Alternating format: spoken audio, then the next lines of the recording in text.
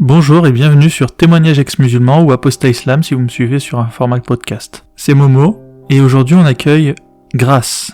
Grace, c'est une jeune femme de la région parisienne qui s'est convertie à l'islam il y a quelques années du fait de son petit ami de l'époque. Et en cela, c'est un schéma de conversion assez classique et malheureusement, comme dans ce type de schéma, c'est souvent l'apostasie qui y a au bout. C'est un schéma que j'ai souvent retrouvé dans ma vie. Et d'expérience, je sais que c'est rarement convaincant. Voilà, on se convertit pour de mauvaises raisons.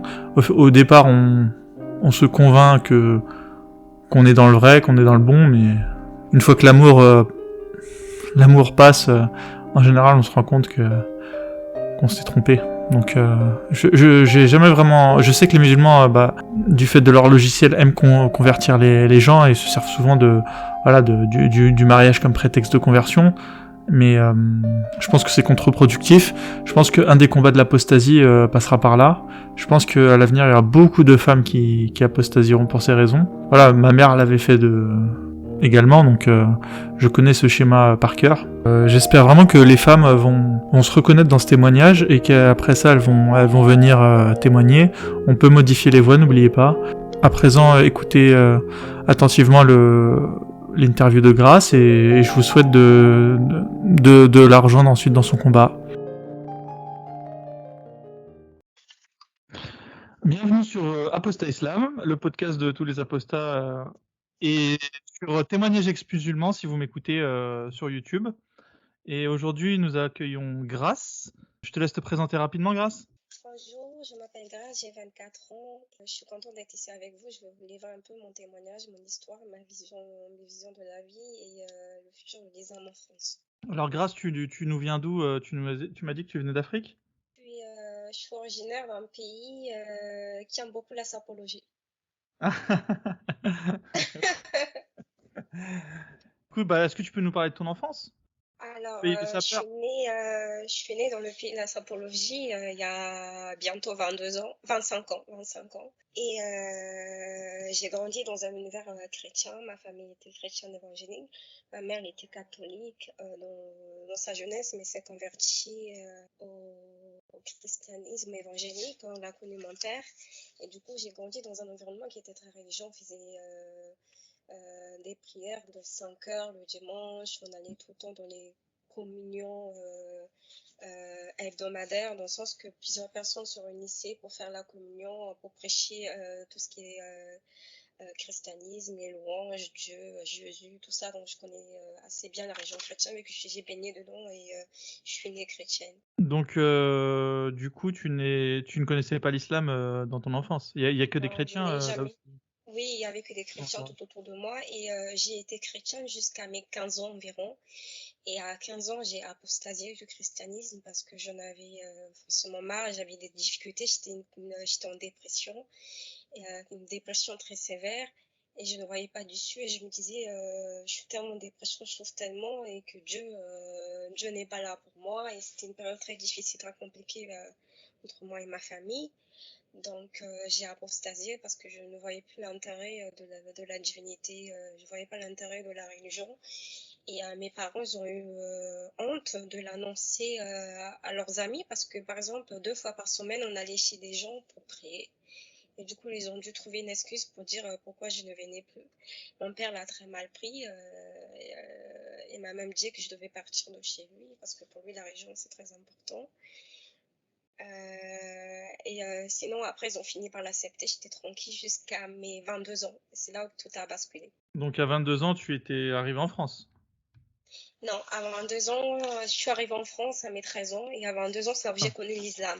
Tu as connu l'islam à 22 ans? Oui, dans le sens que la conversion et tout, parce que l'islam, bien sûr, je connaissais un peu, pas beaucoup, hein, je ne me suis jamais penchée sur les sources islamiques ou sur la religion islamique avant qu'il y ait un tournant dans ma vie où j'ai connu un homme de famille musulmane, mon conjoint qui était censé être musulman, mais je l'ai toujours défini comme un apostat qui ne s'assume pas. Et je vais développer pourquoi je pense que c'est un apostat qui ne s'assume pas. Vas-y, dis-nous pourquoi.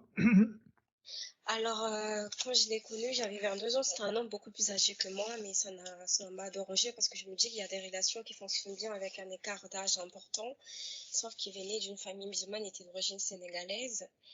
Et je l'ai toujours trouvé un musulman très hypocrite parce que dès le début, il ne m'a jamais parlé de l'islam. Il m'a juste dit qu'il n'était pas pratiquant, sauf qu'il ne faisait pas la prière, il n'allait pas à la mosquée, ne mangeait pas halal. Mais par contre, il avait des déviances dans le sens que c'était quelqu'un qui m'avait dit qu'il était addict au sexe, par exemple, et qu'il était devenu alcoolique, hein, donc addict à l'alcool aussi, alors que la fornification et l'alcoolisme sont des péchés en islam. Alors lui, il était devenu addict des deux. Donc il couchait partout, il fumait, il buvait, mangeait pas là, il faisait pas la prière, n'allait pas à la mosquée. Sauf qu'un jour où tout a basculé, quand j'ai commencé à invoquer le sujet de mariage après plusieurs mois de relation, je lui ai dit si on se marie, il va se passer quoi? Il m'a dit si on se marie, il faut absolument que tu te convertisses et que tu deviennes musulman. Ok, bon, on est face à un hypocrite habituel, mais du coup, toi, t'étais amoureuse malgré le fait que cette personne était visiblement assez toxique pour elle-même? Oui, j'étais amoureuse, sauf que la question de la religion ne s'est jamais abordée avant qu'on aborde la question du mariage, parce que, comme j'ai dit, vu qu'il n'était pas pratiquant, il n'avait même pas un Coran chez lui, il n'a jamais vu faire la prière. Je ne pensais pas qu'il y aurait un problème pour se marier, vu qu'il n'était pas assez pratiquant lui-même. Vous en aviez jamais parlé avant, en fait?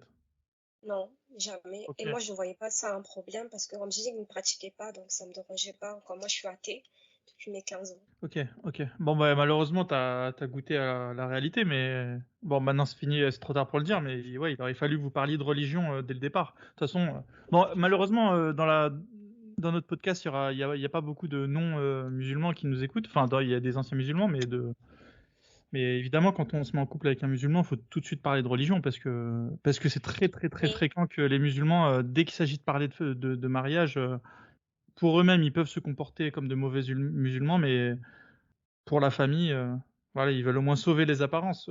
Après, est-ce que c'est bien, Sauf c'est que mal, je ne croyais pas après. qu'il était vraiment musulman dans le sens je me suis dit qu'il n'était pas pratiquant du tout. Ouais. Sauf qu'un jour, il m'a avoué qu'un jour, il a eu envie, quand il était un peu plus jeune, il a eu envie d'avoir une deuxième femme pour son pays d'origine. Dans ce cas, il a utilisé les armes pour avoir une deuxième femme et aussi l'épouser religieusement.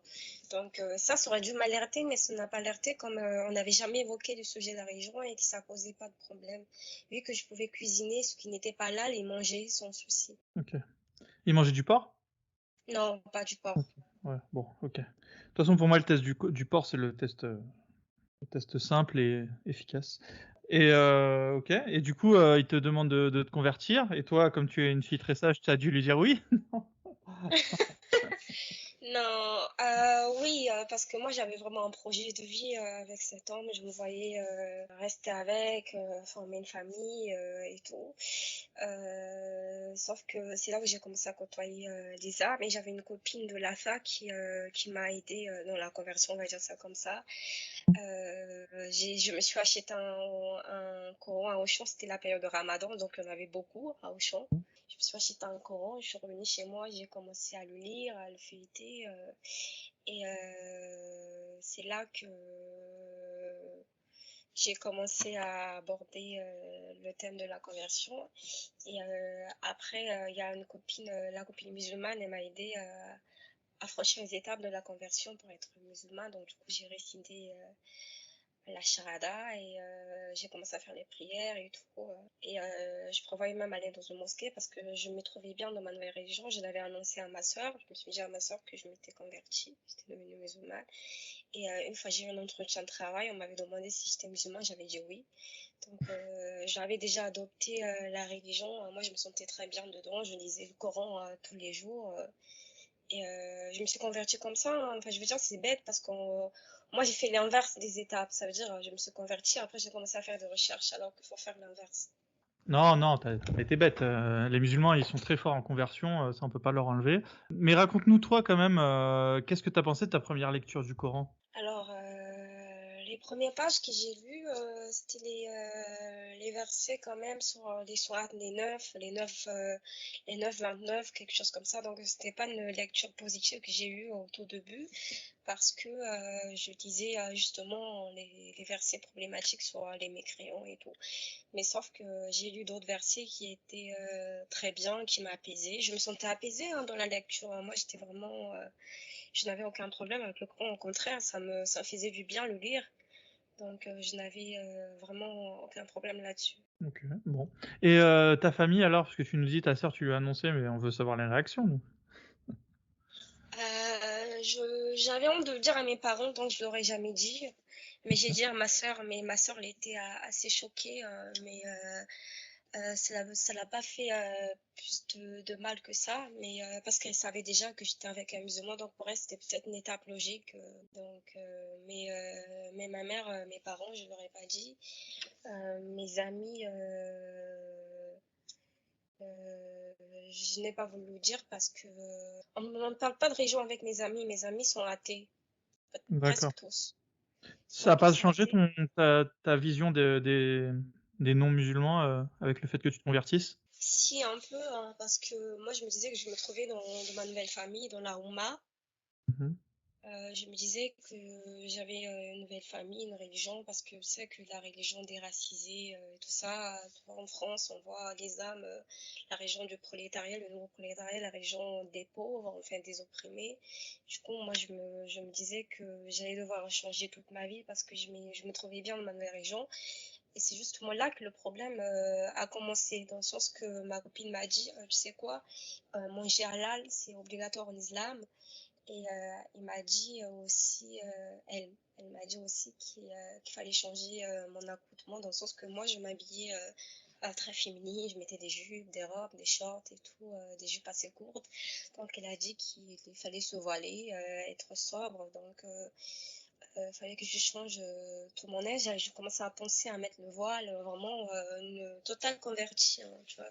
Les convertis, quand ils se convertissent, ils veulent appliquer à la lettre la religion et rattraper un peu le temps qu'ils ont perdu.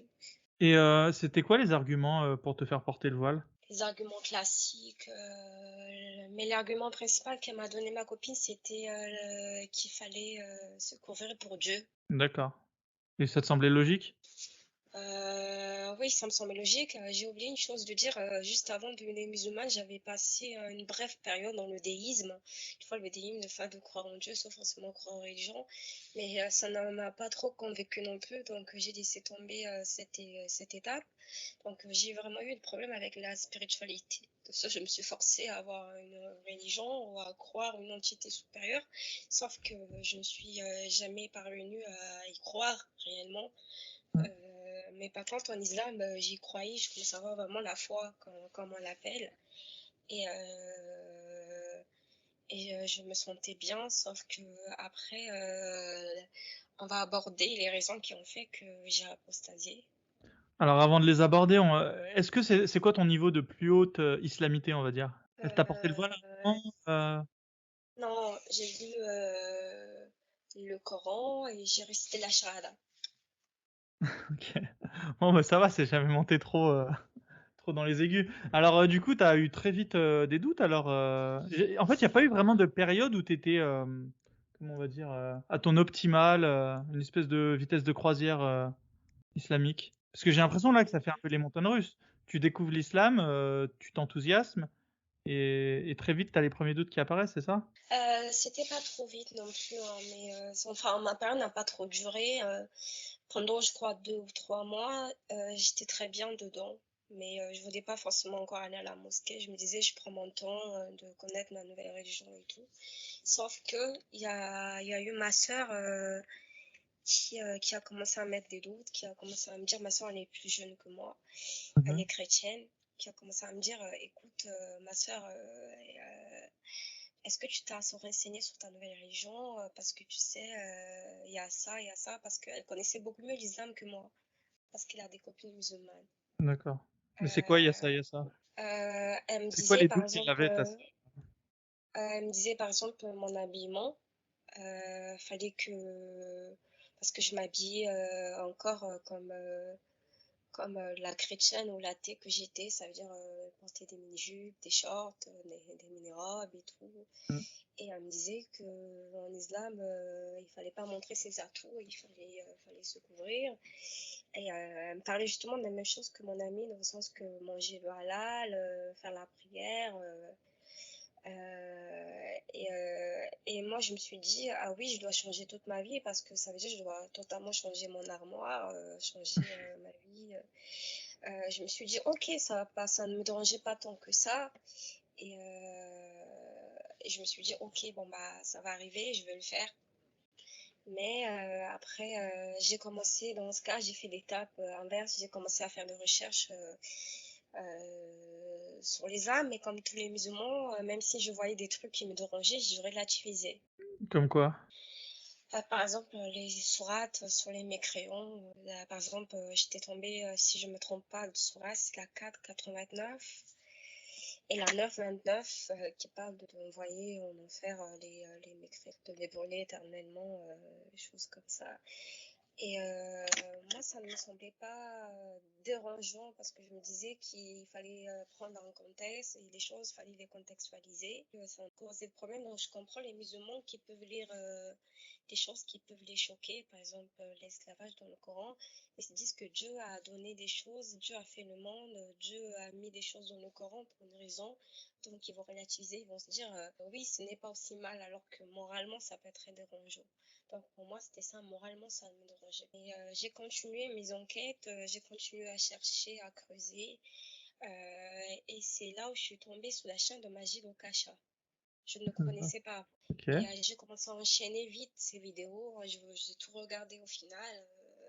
Je regardais, mais même au début, je n'étais pas convaincue. Je me disais, ok, il y a ça, mais il y a aussi des belles choses, parce que moi, j'étais tombée sur des très belles choses hein, dans le Coran, Mm. des beaux versets, des versets qui régissaient à la vie en communauté, la vie en couple, la vie terrestre, donc ça ne me dérangeait pas.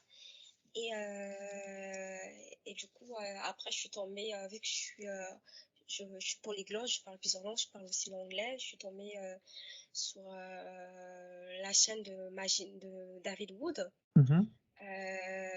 Là aussi, je lisais, mais j'écoutais, ça ne m'a pas non plus fait sortir de l'islam. Et je suis aussi tombée sur une chaîne qui s'appelle The Apostate Prophet. C'est un homme d'origine turque qui fait des vidéos sur l'islam. Il a plus de 200 000 abonnés.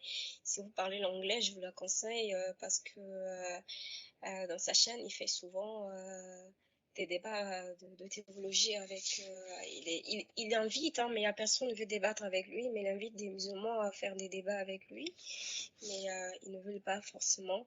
Et donc, du coup, il a fait une vidéo d'1 heure sur les erreurs scientifiques dans le Coran. Si vous avez du temps, je vous la conseille, et si vous parlez anglais surtout. Donc, ça aussi, ça ne m'a pas fait sortir de l'islam, et il y a quelque chose qui a fait que je puisse sortir. Et c'est la question justement de l'esclavage. Je suis une jeune femme noire, et donc du coup, on sait très bien que le peuple noir, enfin, il n'y a pas vraiment de peuple noir, mais si je veux dire comme ça pour parler des noirs en général, il y a des noirs, ils ont subi de l'esclavage, que ce soit européen ou arabe ou musulman. Et du coup, la question de l'esclavage était assez sensible parce que justement, quand j'ai quitté le christianisme, j'ai dit à ma mère, maman, je quitte le christianisme parce que ce n'est pas la religion de mes ancêtres, c'est une religion qui a été imposée. Donc j'avais Mm. cette vision-là, que c'était pas la religion des miens, qu'il fallait que je la quitte pour respect de mes ancêtres. Même si je suis pas une femme qui croit à l'importance des ancêtres, j'ai pas ce genre de pensée-là. Et je me dis quand même, c'est pas ma religion d'origine. Et ça, c'est vrai historiquement parce que le christianisme a été introduit en Afrique à travers les missionnaires. Et, et à travers la colonisation aussi, avec les conversions. Même s'ils n'ont pas été forcément violentes, mais je veux dire, les gens sont convertis, mais ce n'est pas la région d'origine de mon pays. Donc, et je suis tombée sur l'esclavage dans le Coran. J'ai commencé à lire les hadiths de Mahomet qui avait des esclaves, qui l'a vendu et, euh, et qui l'a vendu en esclave blanc contre 2 esclaves noirs contre un blanc et plusieurs genres de hadiths. Et après, j'ai fait de plus en plus de recherches sur le thème de l'esclavage dans le Coran et dans l'islam. Et je suis tombée sur un sujet que je ne connaissais pas, malgré que j'ai fait des études. Si, je connaissais, mais pas en profondeur. Je connaissais juste un peu, c'était celle de la traite arabo-musulmane. Hmm. Je suis tombée sur ce sujet-là et c'est là que j'ai commencé à avoir des doutes. Je me suis dit, mais en fait, je quitte le christianisme parce que c'est pas une région de mes ancêtres, mais je vais dans l'islam. Moi, c'est une région qui a été quand même imposée au peuple de l'Afrique et se sont convertis aussi pour échapper à l'esclavage. Il y a justement un auteur qui s'appelle Tidjane Ndiaye qui a écrit plutôt un livre sur l'esclavage arabo-musulman dans le génocide voilé. Et justement, il en parle de ces conversions, des gens qui sont convertis pour éviter l'esclavage, mais ils ont été quand même mis en esclavage. Donc, c'est justement pour ça que j'ai commencé à avoir des doutes et j'ai continué mes recherches sur ce sujet. Et j'ai aussi continué à regarder des vidéos sur les âmes, la chaîne de Magie Lukaja, parce que cette chaîne avait déjà 2 ans quand je suis arrivée, 2 ou 3 ans. Et j'ai tout regardé. Et après, c'est là où, à un moment donné, je ne sais plus quand, j'ai arrêté de croire. Je me suis dit que l'islam n'était pas pour moi. Mais je ne l'ai pas annoncé aux autres. Je l'ai gardé pour moi. Ma soeur, à un moment donné, l'a su parce que à un moment donné, j'avais un Coran à la maison. J'ai gardé le Coran que j'avais. Et un jour, ma maman elle est venue, elle a dit, ah non, mais tu sais, ça, c'est un truc du diable parce qu'elle est chrétienne et tout. Tu vois, les chrétiens dans notre vision de l'islam, ils disent c'est antichrist et tout. Elle a pris le Coran, elle allait déposer dans un endroit où on laisse des livres. Et c'est là que ma détransition a commencé avec l'islam, ma déconversion plutôt. Et après, à un moment donné, je sais pas quand j'ai totalement quitté l'islam. J'ai pas de repère là-dessus. C'est juste qu'à un moment donné, j'ai arrêté d'y croire. Bah déjà, tu peux savoir par rapport au moment où tu as arrêté de prier déjà. Oui, mais je croyais toujours à un moment donné, même quand j'ai commencé à regarder des vidéos de Magie Lukacha, même quand j'ai fait mes recherches sur l'esclavage et tout, j'y croyais toujours, mais à un moment donné, comme un bouton reset, ça fait reset et je ne me sentais plus à l'aise dedans et je commençais à avoir un dégoût et une repulsion enfin, envers cette région. Et c'est à ce moment-là que je pense que c'est arrivé. Le processus entier, ça a duré 5, 4, 5, 6 mois, un truc comme ça. D'accord. Ouais, en fait, c'est vraiment Peut-être progressif. moins. Oui, ça a été vraiment progressif, ça n'a pas été immédiat. Ok. Je voulais savoir, c'était quoi les choses qui faisaient que Majid Dukacha au début ne t'avait pas convaincu?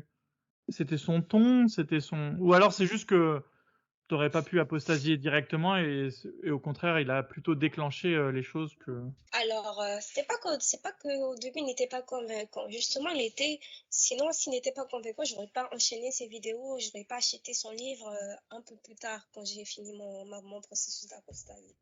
D'accord. Il a enclenché le Euh, processus en fait. Oui, il a enclenché.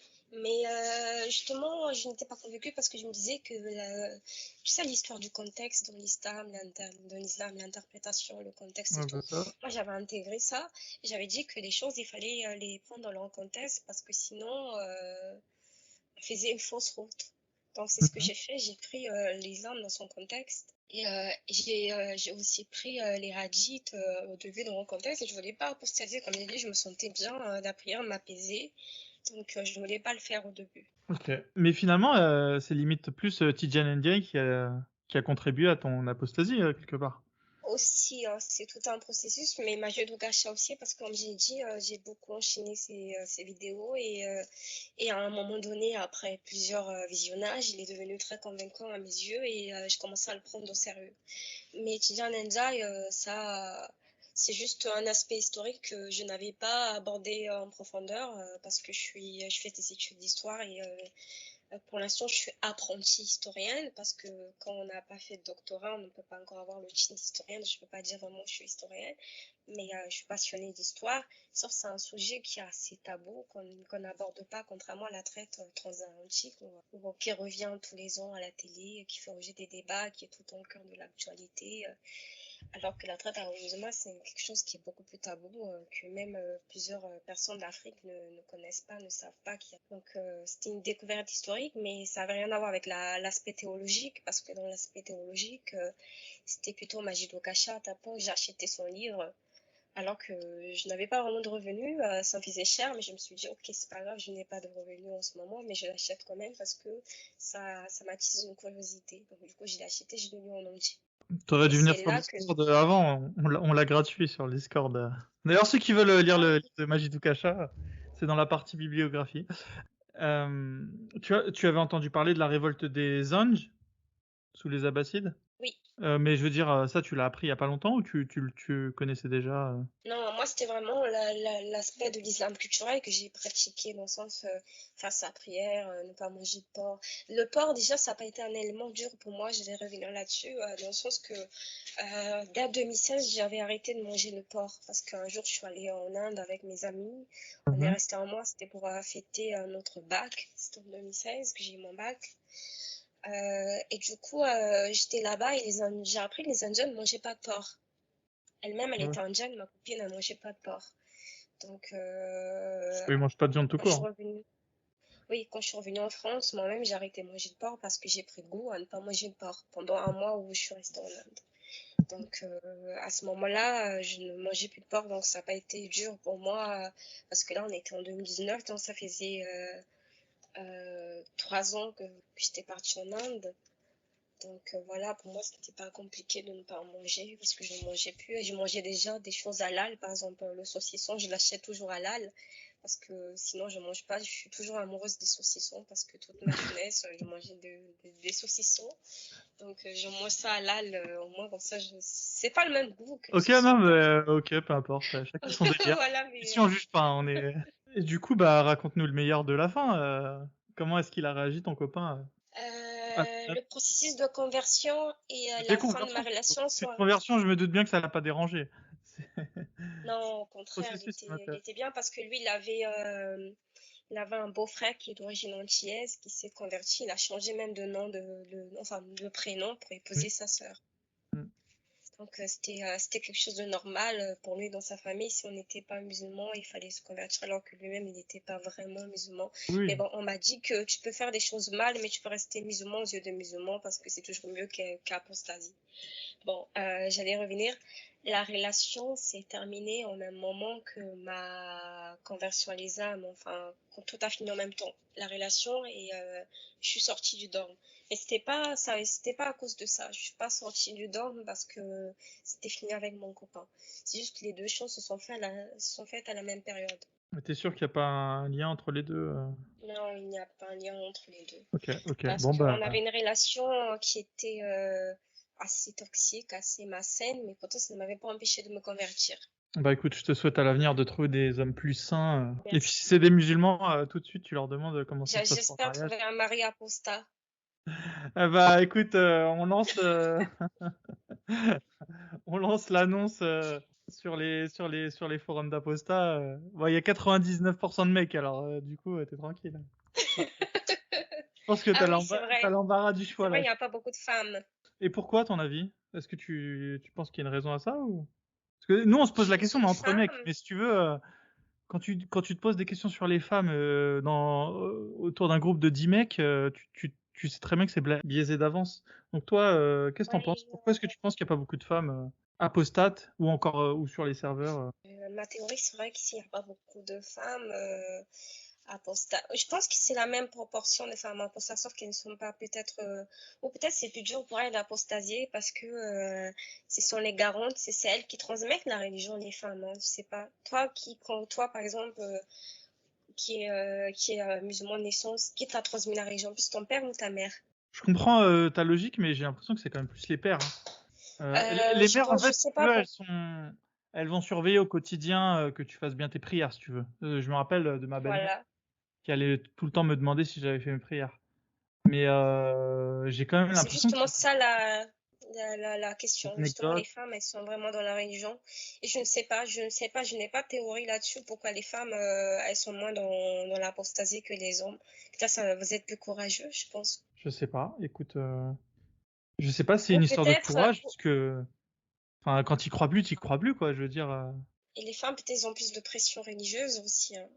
C'est pas parce que moi je suis une femme, tu sais, la femme elle doit être vierge, elle doit être chaste, elle doit porter le voile, elle doit avoir des enfants parce qu'avoir beaucoup d'enfants en islam c'est bien vu. Donc, il y a beaucoup de pression religieuse sur les femmes, hein. Cet aspect il est vraiment pas pris en compte dans le sens que quand un mec, l'islam justement, ça devait être l'inverse, ça devait être plus de femmes qui sortaient de l'islam que des hommes parce que les hommes théologiquement ils ont droit à avoir 72 bris vierges au paradis, ils ont droit à avoir 4 femmes, ils ont droit de frapper leurs femmes, ils ont plusieurs droits que les femmes n'ont pas, alors que la femme, justement, il y a la sourate 434 qui dit que l'homme peut frapper sa femme et d'autres sourates qui montrent qu'il y a une inégalité même dans le terme d'héritage. Donc Ça te justement, dérangeait pas, tout ça? la Tu l'as découvert après 434, avoir honnêtement, apostasié je ou... relativisais, je relativisais. Non, j'avais déjà découvert, je savais déjà que ça existait. Mais je relativisais parce que justement, même dans les premières vidéos de Magie Bokaché, il en parle souvent de la SWAT 434, lui. Ah, il l'aime bien celle-là. Ouais, Non, mais il en parle tout il le a temps. raison de pas lâcher parce que je pense que c'est le tendon d'Achille. Donc lui, dans le début, je savais qu'il y avait cette soif, mais comme j'ai dit, quand plusieurs musulmans, tu relativises, tu me dis, il y a un contexte, et la justification des musulmans sur ce verset disent que, moi, ça m'avait convaincu, dans le sens que c'est le dernier recours qu'il faut utiliser quand une femme n'écoute pas. Apparemment, il faut d'abord en parler, faut d'abord dialoguer avant d'arriver là, donc c'est vraiment la dernière étape, alors que ce n'est pas écrit dans le verset. Ok. Donc ça te convenait comme argument. Ok, c'est intéressant. Ok. Mais t'avais pas pensé au fait que si un homme a décidé que tu ferais quelque chose et que toi t'as décidé que tu le ferais pas, que le recours soit le premier recours ou celui du milieu ou le dernier, tu vas te faire frapper à un moment ou un autre, quoi. Mais si j'ai relativisé sur la SWAT 434, c'est aussi une raison. C'est par rapport à la relation dont j'étais, parce que c'était une relation qui il y avait des infidélités, où il y avait des coups. Et quand il y a eu des coups dans ma relation, qu'est-ce que j'ai fait? J'ai pardonné, j'ai relativisé, j'ai dit que c'est de ma faute. Donc j'avais déjà intégré le processus de violence conjugale. Donc c'est pour ça que ça ne m'a Mhm. pas dérangé. Bon, ok.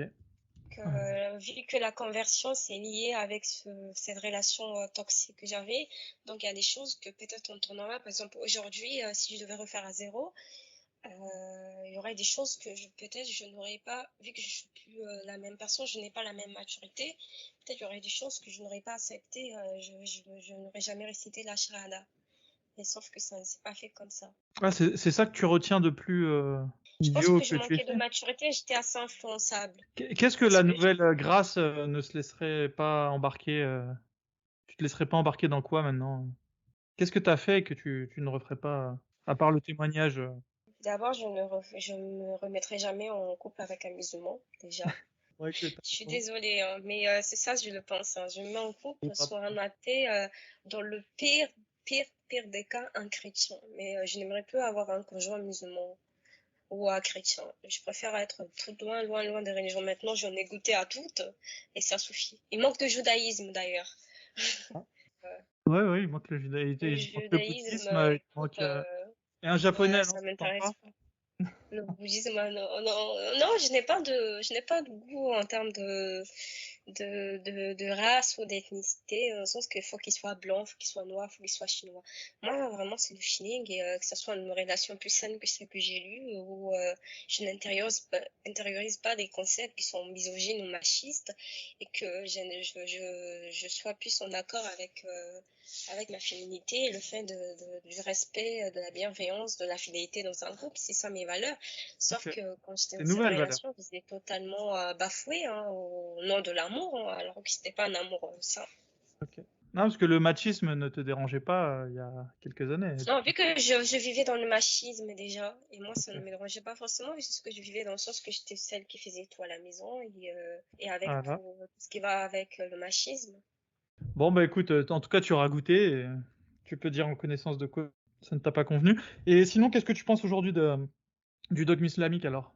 C'est quoi les principales attaques que tu aurais à faire? Déjà, j'ai remarqué, nous avons un Discord, non, nous avons un Discord, le nôtre, mais il y en a plusieurs aussi, hein. Je suis dans un Discord, il y a un musulman qui vient débattre souvent avec nous.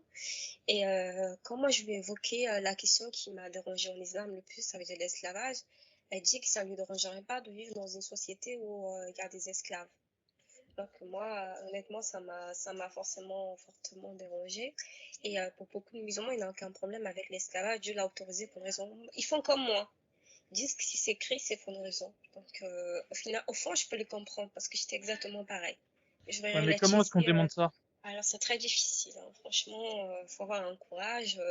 Surtout encore moi, je suis convertie, mais je n'imagine pas ceux qui ont grandi dans l'islam depuis tout jeune et l'apostasie, quand c'est pas contrairement à ce que les gens pensent, elle ce n'est pas un processus qui est facile. Ça demande beaucoup de courage, de détermination.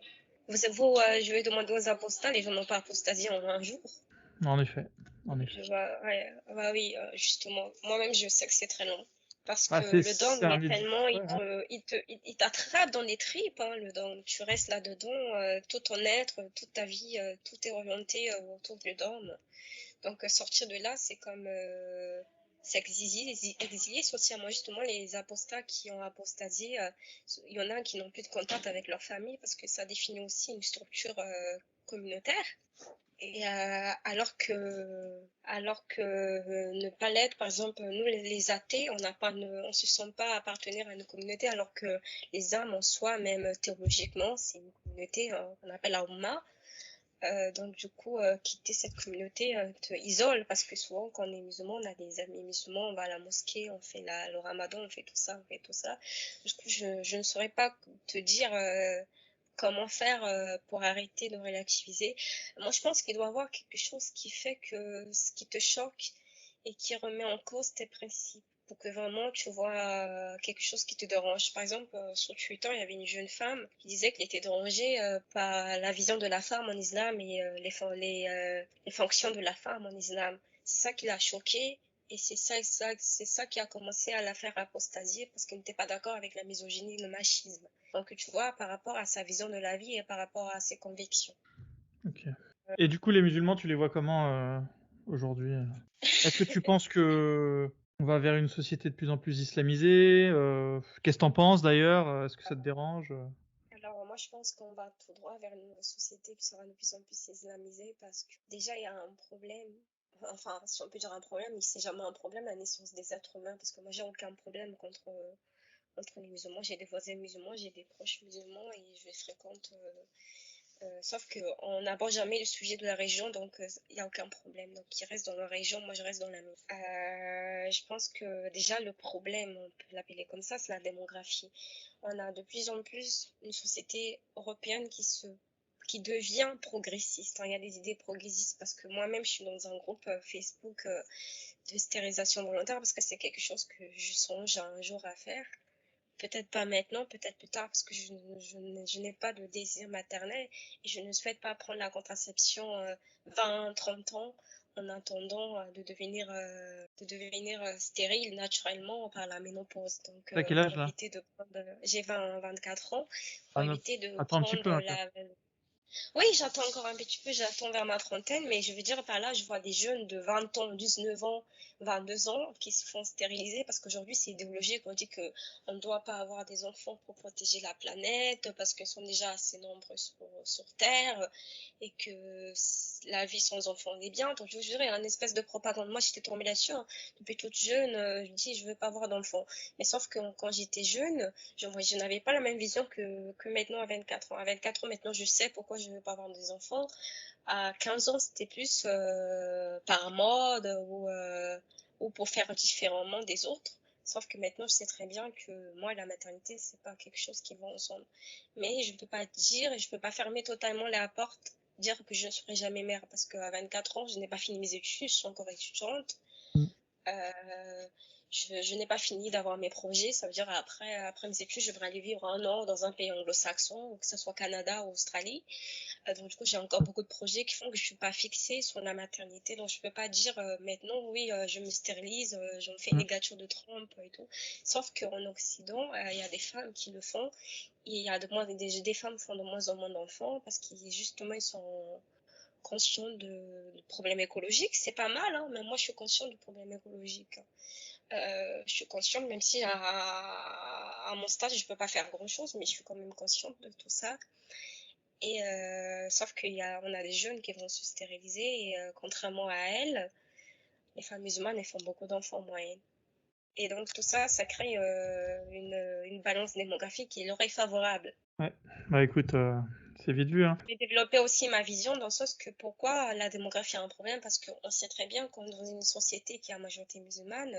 On a vu avec le Liban, avec la libanisation du Liban, ça a commencé comme ça, mais ça finit comme ça finira en fait, comme ça en Europe. Donc, on a déjà de plus en plus de revendications. On veut du halal dans les cantines scolaires, on veut du halal dans les cantines du travail.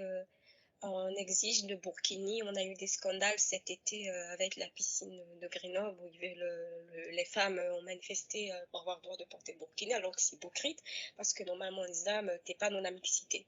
Moi, ça me dérangeait pas de ne pas être dans la mixité, d'être entre femmes.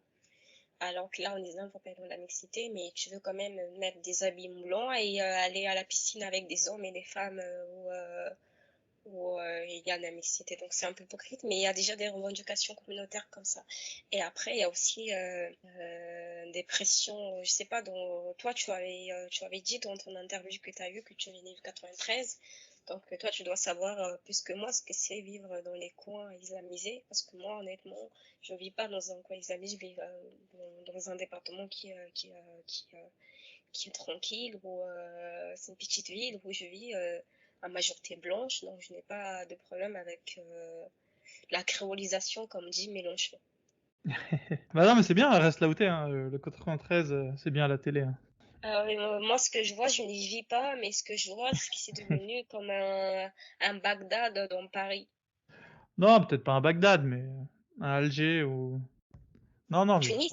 faut pas non plus, faut pas noircir le trait non plus, hein. 93, ça a des défauts, mais ça a un avantage aussi, hein, c'est qu'au moins on concentre tous les musulmans au même endroit. C'est toujours ça de moins, tu vois. Est-ce que tu préférerais avoir comme c'est aujourd'hui, ou alors qu'on dispatche tous les musulmans un peu partout en France, on saupoudre la France de musulmans un peu partout. Ça arrivera, hein. Ça arrivera. Toi, tu l'as dit dans ton interview Mmh, que tu as ouais. t'as plus de chances d'avoir.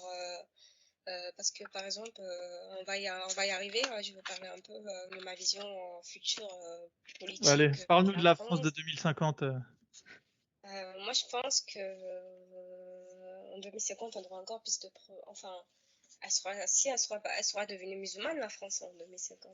Ouais, t'exagères. Mais je suis Euh, très pessimiste là-dessus. Moi, je pense que tôt ou tard, la balance démographique va basculer de leur côté. Il bascule déjà de leur côté. Attends, on va dire là, ils sont Euh, 10%. Ça va pas passer à... Bon, allez, c'est on ce va dire qu'on ils sont dit, c'est ce qu'on 15%. dit. Il n'y a pas de chiffre, il n'y a pas de chiffre. On va dire 15%. Mais en 2100, par exemple, est-ce que ça sera toujours le même paysage en France? Parce que déjà, je sais pas toi, mais moi, je suis noire. Mais quand je vais dans certains quartiers, je me demande si je suis en France. Quand j'arrive à la gare de Saint-Denis, j'ai l'impression d'être à Brazzaville, hein, dans le sens que tu as des gens qui vendent des Ouais, mais c'est la maïs, gare de t'as Saint-Denis. Bamako, si tu préfères. T'as des gens qui vendent des maïs, t'as des gens qui vendent de la viande en brochette et tout. Tu ramènes l'Africain en France, il continue à se comporter comme un Africain, il n'y a pas de souci. Mais Pas tous, hein. Moi, je suis très bien intégrée, par exemple. Moi, je respecte très bien les valeurs. oui, mais toi, tu es une apostate. Déjà, juste avec ça, déjà, je peux pas te mettre dans le sac de la majorité. Enfin, les apostates, c'est des gens un peu exceptionnels, pas qu'on est des êtres supérieurs, je veux dire, mais exceptionnels dans notre parcours intellectuel, quoi, dans notre cheminement. Mais c'est ce que je te disais tout à l'heure en France. Le fait qu'en France, on ait parqué les musulmans, je vais le dire vraiment vite, mais c'est pas vraiment ça, les étrangers, on va dire, dans des zones bien spécifiques, c'est ce qui donne cette impression que quand tu débarques dans ces zones spécifiques, que t'es plus en France. Mais c'est ce que je veux te dire. Tu peux pas dire j'ai débarqué à Saint-Denis, qui est le cœur de l'étoile noire, tu vois, et t'étonner qu'il y ait des mecs qui vendent du Ah maïs. oui. Ça devrait être Moi, l'inverse. facilement, un jour, je suis allée à la Courneuve, j'ai pris des photos, je me suis Mais dit, c'est mais t'as pareil. l'impression de pourquoi? Parce qu'il y avait tout le monde qui vendait Tu viens de des parler du brochettes de viande. 93. Oui, c'est toujours le 93. Oui, enfin, oui, t'as Parle-nous de la raison. Courneuve, vas-y. Oui, non, mais t'as raison. Mais c'est vrai qu'on a Non, non, parqué non, attention, énormément. c'est pas que j'ai raison, j'ai une opinion. Et je te laisse défendre la tienne, il n'y a pas de souci. Non, mais c'est vrai que ce que tu dis, c'est qu'on arrive on parque les gens au même endroit et que ces gens, au final, ils deviennent, enfin, les zones deviennent des zones remplies de musulmans. Et justement, tous les ans, il y a un scandale par les personnes d'extrême droite. Enfin, j'aime pas trop dire ça parce que si tu défends Non, les allez, valeurs du vas-y, pays, tu ici veux c'est que... radio libre, tu dis ce que tu veux. Oui, non, mais je veux dire, si tu défends ton pays, tu veux que ton pays reste ton pays, la France reste la France, pour moi, t'es pas forcément quelqu'un qui est facho, identitaire ou d'extrême droite. Et D'accord. justement, quand on oublie les prénoms les plus donnés, si on est département, il y a toujours Saint-Denis où t'as Mohamed et c'est là toujours t'as un scandale. Oui, bah écoute. Alors que ça fasse un scandale, ça c'est une chose, parce que ça veut dire que c'est les médias qui montent la chose en épingle.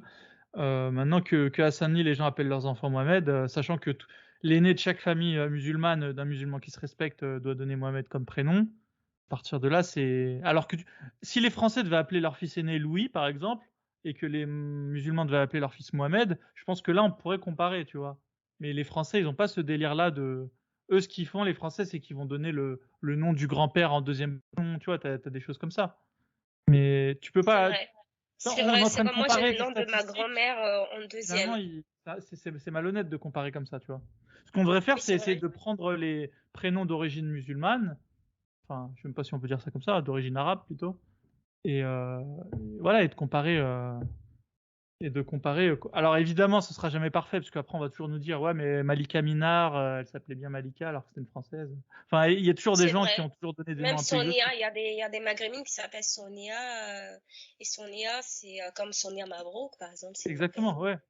Mais Alors que Sonia, ça, c'est un prénom que tu peux trouver chez les Congolais, chez les Ivoiriens, ouais, mais voilà, ben, des prénoms où voilà, t'es pas c'est sûr, ça. tu peux les enlever de la statistique. Tu vois, tu peux faire aussi une catégorie, on sait pas. Mais voilà, quand t'appelles ton enfant Mohamed, non, enfin, en tant que statisticien, je prends pas trop de risques à me dire que les parents sont musulmans, quoi. Quand t'appelles ton fils Louis, enfin, voilà. Après, forcément, t'auras toujours 1% qui rentre dans aucune case, mais ça peut se, enfin ouais, les statisticiens savent faire ce genre de choses. Hein. Il faut pas... Mais tu sais, il y a quelqu'un qui a fait une enquête qui disait qu'il y avait 15% d'apostats dans les familles musulmanes, mais moi, je pense que je suis pas trop d'accord. Je pense pas qu'on soit aussi nombreux. Dans le Ah, t'es sens que comme va moi, dans toi. la rue, non, mais dans le sens, va dans la rue, trouve 100 rebeux et il trouve 15 qui sont apostats.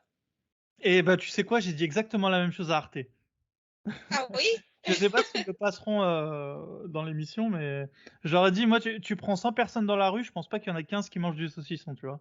Euh, enfin, sans reveux, quoi. Non, moi, je ne pense Mais pas que la sur les statistique, elle est 100, réelle, hein. C'est une statistique officielle qui a été sortie par je ne sais plus quel, je sais pas si c'est oui, j'ai lu la source. par Mais on les sait, toi, très bien, toi et moi, qu'on sort dans la rue, on prend 100 rebeux au hasard, on ne trouvera pas 15 apostats. Imaginons qu'il y a 15 rebeux dans la rue qui ont apostasié, mais je ne pense pas qu'ils nous le diront. Parce que déjà, on sait que Ouais. c'est condamné à mort par l'islam et en plus, c'est très tabou. Il y en a certains comme moi qui ne disent jamais aux gens qui sont apostats. Donc, si moi, on me vient dans la rue, on m'arrête. Je veux dire, je suis athée, par exemple. On le sait tous que c'est quasiment impossible de savoir il y a combien d'apostats. C'est Oui, c'est impossible, on ne saura pas. Moi, je ne sais pas si nous sommes nombreux ou pas. Par contre, il y a beaucoup de musulmans culturels, ça, on peut le dire. Et oui, bah, la j'entends de plus culture. en plus des gens qui se disent musulmans non pratiquants. Ça, j'en ai vu, hein, j'en ai rencontré pas mal. Waouh, ok. Mais tu sais, ça c'est pratiquement un pas dans l'apostasie. Hein. Oui, non, mais c'est Des toujours mieux musulmans vu qui se disent qu'un mauvais apostat. musulmans, ouais, c'est vrai, je fais beaucoup de haram. Ça c'est Oui, une non, mais chose. Mais un ça mec qui m'arrive, hein, dirait, je même, suis musulman mais pas pratiquant. mais même sur les réseaux sociaux, ça m'arrive de lire que les musulmans, ils sont non pratiquants, mais c'est un peu, toi et moi, en ayant été musulmans, on sait très bien que tu peux pas être musulman non pratiquant. Ouais, c'est un concept un peu chrétien que tu retrouverais chez Oui, les c'est chrétiens en vrai. France et qu'ils ont un peu transposé avec les musulmans, mais c'est un Tu ne peux concept un peu pas être. étrange. Hein, Soit tu es musulman, soit tu n'aimes pas. Tu l'es pas. Mais tu peux pas ouais. me dire que tu es musulman non pratiquant. Sauf que j'en ai rencontré des gens qui m'ont dit ça, mais en vrai. Bon, écoute, faut Et, tout pour faire un monde. Hein.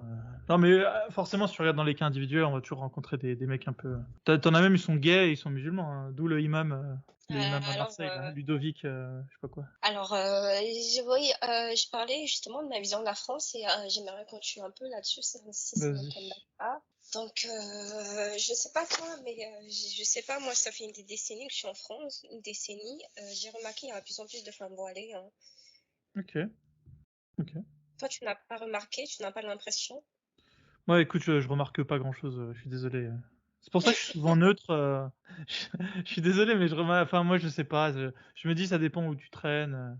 C'est vrai aussi, ça dépend où tu traînes. J'ai Moi, je peux remarqué dire, la mon période où département, il y ça en ne me avait dérange une pas. et qui a commencé à en avoir, ça oui.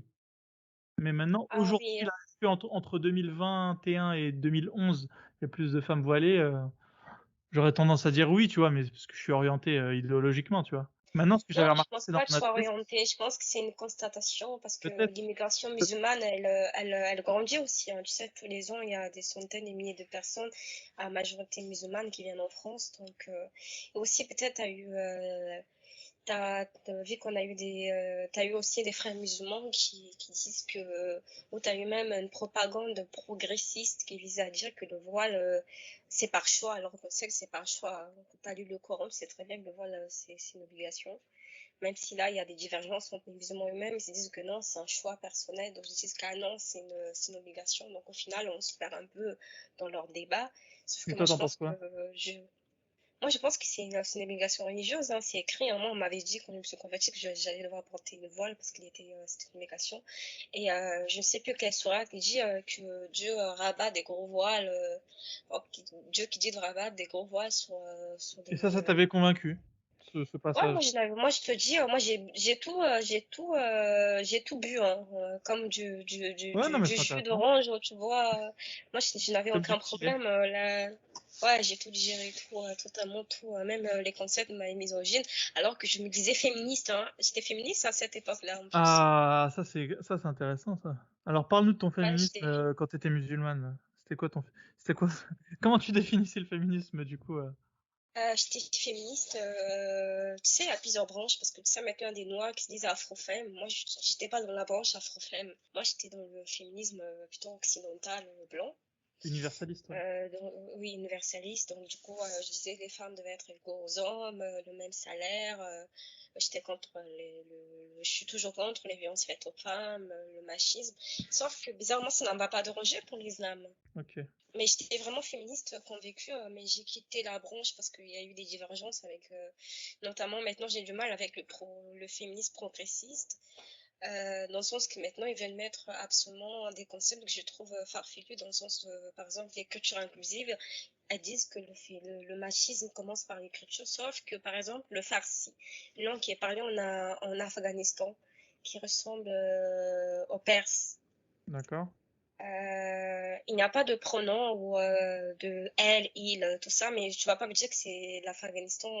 L'Afghanistan, c'est un pays progressiste qui Ah, respecte c'est les femmes. intéressant. On sait que 80% des femmes en Afghanistan, c'est loin de certains chiffres, ont subi des violences conjugales. Tu vas pas me dire que parce qu'il n'y a pas de elle, il en Afghanistan que le pays va mieux. Ou même en Ah, anglais, t'as des prénoms neutres, hein. oui, oui. Mais après, on pourrait te dire, oui, en effet, c'est pas ça qui va te faire rendre l'égalité homme-femme, mais c'est une des manières de. Enfin, il faut attaquer de tous les côtés, tu vois. Si t'es une féministe Et, convaincue et que tu penses que la société elle est pas égalitaire, tu vas essayer de tu vas essayer d'attaquer le patriarcat de tous les côtés. Donc, oui, non, mais sauf que l'orthographe, c'est c'est qu'un forme seul de des combat. aspects. Oui, non, mais sauf que par exemple, le il en latin, il est neutre et masculin.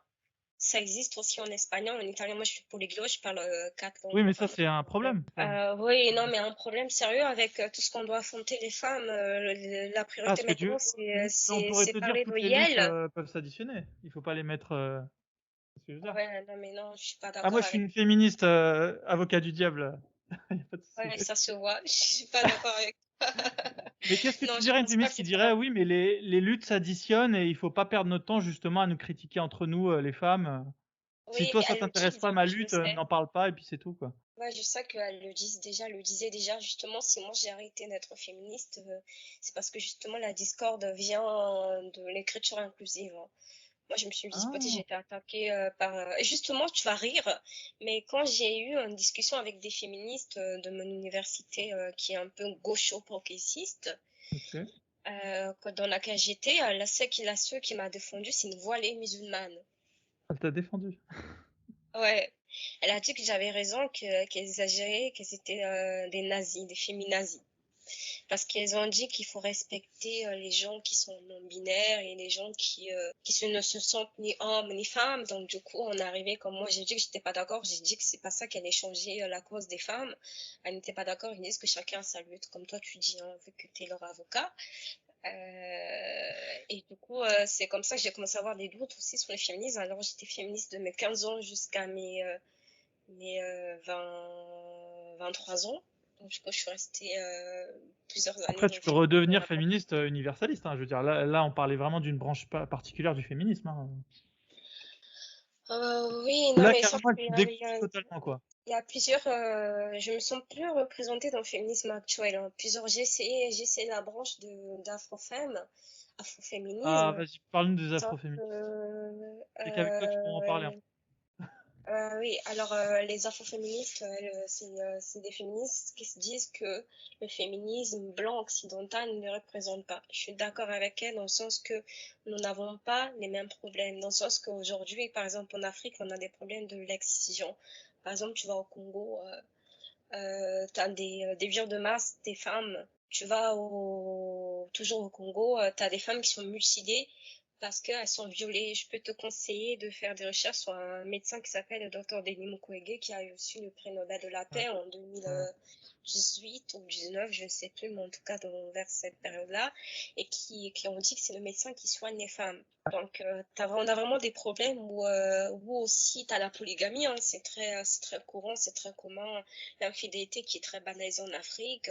Il y a des très hauts taux de viol dans les pays où tu as des hauts de viol, des taux de grossesse infantile très élevés dans certains pays, par exemple en Rwanda.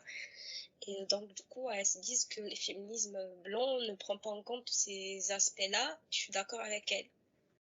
Donc, du coup, c'est pour ça qu'ils Ouais. ont créé un féminisme noir représentatif, sauf que moi, je ne me sens pas représentée avec elles parce qu'ils ont fait une guerre idéologique des sexes, dans le sens que pour elles, le mal absolu, c'est l'homme noir.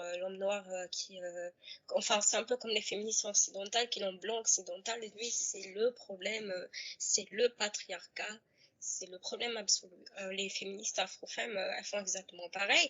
Et je les trouve très hypocrites parce qu'il y en a certaines, elles se disent musulmanes. Parce que tu sais qu'en Afrique, les régions, c'est le continent l'un des continents les plus religieux.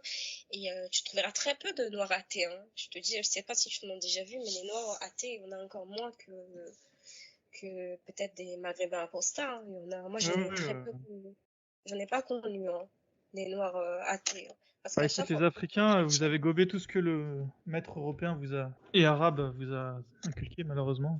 Et qu'est-ce que tu trouves encore comme défaut aux afrofemmes, alors? l'hypocrisie religieuse, absolument, parce que la plupart d'entre elles se disent chrétiennes ou musulmanes, alors que tu sais que le féminisme n'est pas compatible avec l'islam. Ok. En fait, Même leur si les féminisme, il s'arrête gauchos là où il vont y a de te la dire, religion. ah oui, mais même les gauchos vont te dire une chose différente. Ils vont te dire que oui, c'est compatible, alors que absolument pas. Ok. Je sais pas si tu es, comment tu peux être musulmane et tu te dire féministe, alors que non, c'est pas possible. Je veux dire, faut vraiment se voiler la face et être Ah si, moi je hypocrite vais te pour le aller dire. regarder. Vu qu'elles m'ont embauché comme avocat du diable, tu peux dire, écoute, l'islam, la femme, elle n'est pas inférieure ou il n'y a pas de supérieur ou inférieur en islam. C'est juste que l'homme a une fonction, c'est celle de ramener la calorie à la maison, la bouffe. Et la femme, son rôle, c'est de s'occuper de la maison, de s'occuper des enfants. Donc en fait, chacun a son rôle qui est bien défini et quelque part, ça permet à chacun d'optimiser des fonctions qui ont toujours existé. Voilà, les femmes, elles se sont toujours occupées des enfants et les hommes, ça a toujours été eux qui ont Oui, été là pour ramener la justement, calorie à la maison, tu vois. Donc elles peuvent dire que justement, j'avais finalement, posé cette question à ma copine musulmane. Je lui avais posé la question, elle m'a dit, il n'y a pas de misogynie ou de machisme en islam, les femmes, ils sont égaux mais différents. oui, bah c'est ça. Ils ont, et- Alors qu'est-ce que oui, tu réponds c'est à ce ça que du tu viens coup? de dire. Qu'est-ce que tu répondras à ça? Moi, je suis pas d'accord parce que je pense qu'il y a une hiérarchie quand même. Hein.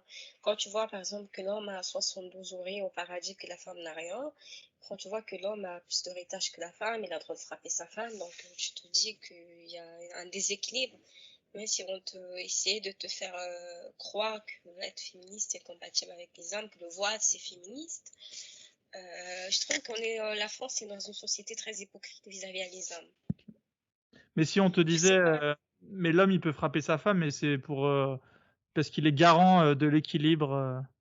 de la famille, tu vois. En France, si tu dis ça en France, alors on revient aux années 40, hein, dans ce cas où l'homme était le patriarche, où la femme, pour ouvrir son compte en banque, avait droit de la signature, besoin de la Ah mais les signature de son musulmans, mari. ils sont pas, t'inquiète, hein, les musulmans, ils sont pas fragiles, hein, ils ont pas de souci à dire qu'ils sont patriarcaux. Hein. Oui, ça, je Je sais pense très pas que tu bien. pointes un musulman en lui disant que qu'il a un point de vue patriarcal. Hein. Non, C'est et ça, bien. il assume, hein, il assume très bien. Ceux qui C'est assument pas, peut-être un c'est peu les moins blancs. Hein. sur Les blancs, faut les l'esclavage, attaquer hein, mais sur ça. Mais les ouais, musulmans, non, ils mais sont pas ça, je touchés. sais. Ça, je sais, c'est comme mon ex, et lui, il n'a pas hésité à utiliser les armes pour sa deuxième femme, et il n'hésitait pas à faire comprendre qu'il était patriarcal, donc ça ne lui dérangeait pas. Ouais. Et aussi, il y a ces questions-là sur la femme, ils disent que ils sont égaux mais différents et que la femme est un diamant en islam, alors que quand on lit les hadiths, on dit que l'âne, le chien, je sais pas quoi, annule la prière. Ouais. Ça te gêne, ça? Ah oui, non, mais moi, les religions, enfin presque tout, je les trouve. J'ai gardé un peu l'esprit féministe, même si je ne me définis plus comme féministe. Parce que si une femme, elle passe devant un homme pendant qu'il fait sa prière, il va être occupé à la regarder et ça va le déconcentrer dans son acte d'adoration envers C'est Dieu. vrai, c'est Tu vois? crédible. Ah, je suis trop crédible quand je dis ça. Mais dans ce cas, dans ce cas, l'homme, c'est quand on le réduit au statut animal, dans le sens qu'il ne peut pas contrôler ses pulsions. Ah bah oui, les musulmans, ils te disent que l'homme n'arrive pas à contrôler ses pulsions. Hein. Trop de testostérone, ma chère Grace, chez les musulmans. Hein. C'est pour ça. Alors, en revenant sur ça, de trop de ah bah oui, ce mot-là, La testostérone, je cette n'ai jamais chose dont réussi à les hommes sont prononcer. pourvus en quantité. Alors ça, par exemple, quand tu vois les statistiques, par exemple, des viols en France, elles sont interdites, mais Ouais. en Allemagne et en Suisse, par exemple, elles sont autorisées. Et quand tu regardes les statistiques, tu vois, par exemple, tu as une autre représentativité des pays musulmans, donc tu dis qu'il y a un problème avec la vision de femme et le respect de femme. Mais si tu le dis, on te dit que tu es raciste, tu es contre le vivre ensemble, mais je le dis vraiment, moi je le dis... je dis aussi, c'est pour ça que j'ai du mal avec certains hommes noirs. Je dis qu'il y a un gros problème de patriarcat et de misogynie chez les noirs. Parce que, comme Mais mon est-ce que ex, les il hommes me disait que les noirs femmes, n'auraient pas plus de testostérone que les hommes blancs? ça, je ne sais pas, je suis pas biologiste, hein. Moi non plus. Ça, Et je pense que la testostérone influe sur l'impulsivité. Et l'impulsivité agit sur les cas de violence en tout genre. Parce que quand t'es mais impulsif, t'as tu pas sais de sang. qu'en Afrique, battre sa femme ne cause aucun problème. Donc, comment tu veux qu'un Ah, musulman ok. noir, Donc c'est même culturel. c'est très culturel, même le viol, c'est assez répandu, on dit que c'est tabou, il faut se taire, alors que c'est un flou. Je veux dire, il y a encore un stade de patriarcat que les blanches bobos occidentales ne s'imaginent pas. Même chez les Euh, chrétiens. Même chez les chrétiens, c'est pareil, ça ne change pas. Ça reste des sociétés qui sont très misogynes. Après, je ne peux pas parler pour toute l'Afrique, je peux parler de mon pays Toi, dans d'origine ta que je famille, est-ce connais. qu'il y avait des cas de violence conjugale, à ton avis Non, ma famille, justement, c'est une famille qui est totalement à l'opposé hein, de tout ça, parce que moi, j'ai grandi dans une famille qui est assez féministe, dans le sens que quand j'ai grandi, ma grand-mère, elle ne faisait aucune différence entre les hommes et les femmes. Les femmes, les hommes devaient faire des tâches, elles partageaient des tâches, on partageait des tâches, et je me suis toujours habillée comme je voulais, et même mon frère ne m'a jamais rien dit. Mais mon père ne me dit rien. Je suis pas contrôlée dans la façon de m'habiller, donc je suis plutôt tombée dans une famille qui est ouverte d'esprit, qui est bien. Alors que dans certaines familles, tout est très réglementé, tout est très contrôlé.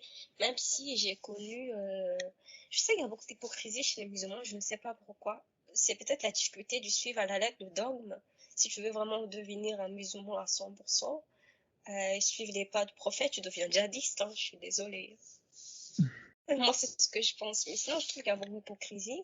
Parce que tu vas voir, certains disent, oui, mes péchés, c'est normal, on pêche tous. Oui, non, mais tu vas voir, certains ont péché, c'est de coucher partout. Parce que tu vas installer Tinder. Par exemple, là, je vais te raconter cette anecdote. Une fois, j'ai installé Tinder et j'avais dit à un mec pour voir, mais moi, je suis musulmane. Et, Hmm. à ce moment-là, je n'étais plus vraiment en couple, mais j'ai dit que j'étais en couple. J'ai dit, mais je suis en couple. Il a dit, et si je couche avec toi, est-ce qu'il y a un problème théologiquement parlant? Il m'a dit, non, il n'y aura aucun problème parce que tu es déjà de leur harem en vivant avec un homme en n'étant pas marié. Donc, tu vois, ils aiment bien utiliser des sophismes pour arriver Hmm. à leur... Et justement, lui, il avait aucun mal hein, à coucher avec une femme en n'étant pas mariée. Donc, du coup, je veux dire, il y a beaucoup d'hypocrisie. Je crois que la grande majorité est hypocrite. Dans le sens que, un peu, je les comprends. Comment tu peux suivre une religion à la lettre? C'est compliqué. Sachant qu'en vivant en Occident, tu as des tentations. Ah, c'est pour ça que certains disent qu'il faut faire la hijra. Bah, s'ils étaient pas hypocrites, il faudrait qu'ils le fassent, ouais. Mais ils vont te dire ensuite que les pays musulmans sont pas vraiment musulmans, tu vois. Ils vont te dire qu'au Ah Maroc, oui, les femmes, elles sont pas toutes voilées. c'est Il vrai, faut t'en rester ici, tu vois. j'ai été en Tunisie, j'ai vu des filles avec des jeans déchirés, j'ai vu pas mal des femmes qui n'étaient pas voilées aussi. M'ont dit qu'apparemment le nombre d'apostats en Tunisie est de 50%, c'est le pays le plus apostat du Maghreb. Bah, écoute, on leur souhaite de poursuivre dans cette voie, hein. Ah oui, non, mais tout le monde le dit, hein. J'ai déjà lu, si tu veux, je vais t'envoyer cette carte que j'avais trouvée, qui avait fait des études sur le nombre, le taux, enfin plutôt le taux de religiosité au Maghreb, Oui, la le Tunisie. nombre d'apostats. J'avais cette carte d'études et j'avais vu qu'en Algérie, c'était 25%, mais je Ok. ne suis Moi, j'ai vu des et cartes, en c'était Tunisie, 99% de musulmans partout, donc on ah doit oui, pas parler des ça mêmes. aussi, c'est vrai. Mais en même temps, les apostats ne sont pas comptés dans les statistiques. Dans certains pays, c'est Oui, puni de oui, la peine de mort, t'inquiète. hein, Ouais, notamment au Golfe. j'avais bien compris. Notamment des pays de Golfe, hein, l'Arabie. Moi, tu Ah, sais, c'est 100% chez eux. C'est 100%. ah, oui, mais tu sais, je peux te raconter une anecdote sur l'Arabie Saoudite, hein, Ah, vas-y. qui pourra faire rire nos amis apostats ou musulmans qui vont nous écouter, qui sait peut-être. Alors, quand je suis allée en Inde avec mes amis, j'ai fait escale en Arabie Saoudite. D'accord. Et ça m'a traumatisée à tel point que je me rappelle l'heure et la date exacte de mon vol. Aujourd'hui, ça fait 6 ans presque, dans quelques mois que j'ai voyagé, mais je m'en rappelle très bien de la date de mon voyage. Parce qu'en fait, quand on est arrivé, on était habillés normal à l'occidental, il faisait chaud, c'était l'été. Et on a pris le bus, la navette qui nous amène vers l'avion. Et quand on arrive, on nous dit, ah non, mais vous devez vous changer pour éviter d'être violé dans l'avion ou d'être décapité. Ah oui, non, on n'avait pas, attends, je t'explique, on n'avait pas encore, on n'avait plus nos valises hein, parce qu'on les avait mis en soute. Et du coup, personne savait ce qu'on devait faire. On avait juste des écharpes. J'avais une longue écharpe. Je l'ai donnée à mon amie pour qu'elle se protège. Et après, moi, j'ai fait un mini scandale.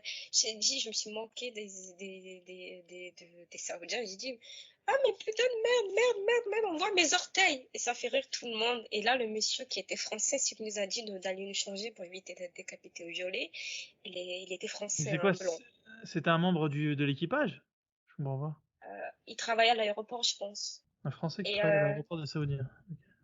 ah non, c'était pas l'aéroport saoudien, c'était à Charles de Gaulle.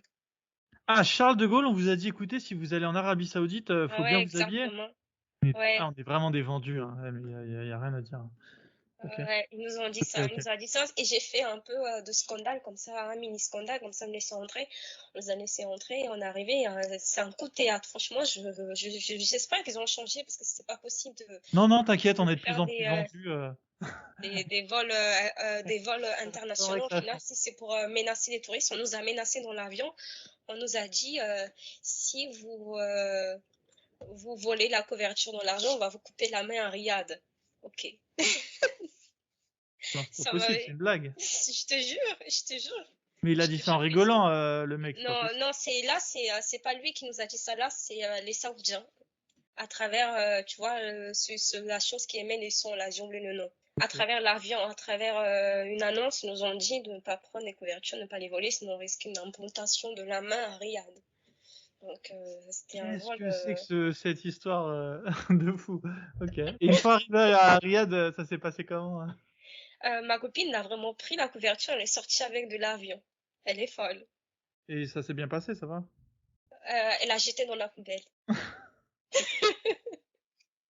Elle est folle. Je sais pas pourquoi elle a fait ça, parce que Ok. on l'avait eu, peut-être elle aurait vraiment risqué l'amputation. Elle était vraiment très courageuse, je veux dire, d'avoir fait, parce que moi j'ai pris les menaces au sérieux. Je n'ai pas pris la couverture. Et C'est bien. en fait, Il reste quelques Français qui ont encore un peu de couilles. non, toi Bon, tu bon. n'aurais pas fait. Je veux dire, la Non, plupart des moi je gens suis un d'entre nous, on lâche, l'aurait moi. pas. J'écoute les consignes. Ah non, moi Non, aussi, mais c'est je pas trouve de la ça. lâcheté, c'est que je me dis, il y a tellement de tarés, je suis réaliste, tu vois Ah ce que oui, je veux moi dire. aussi. Moi aussi, je n'aurais jamais fait, je n'aurais jamais eu son courage de prendre J'en une prends pas couverture, mon- sachant que on te menace d'amputation. Moi, je n'aurais jamais eu son courage.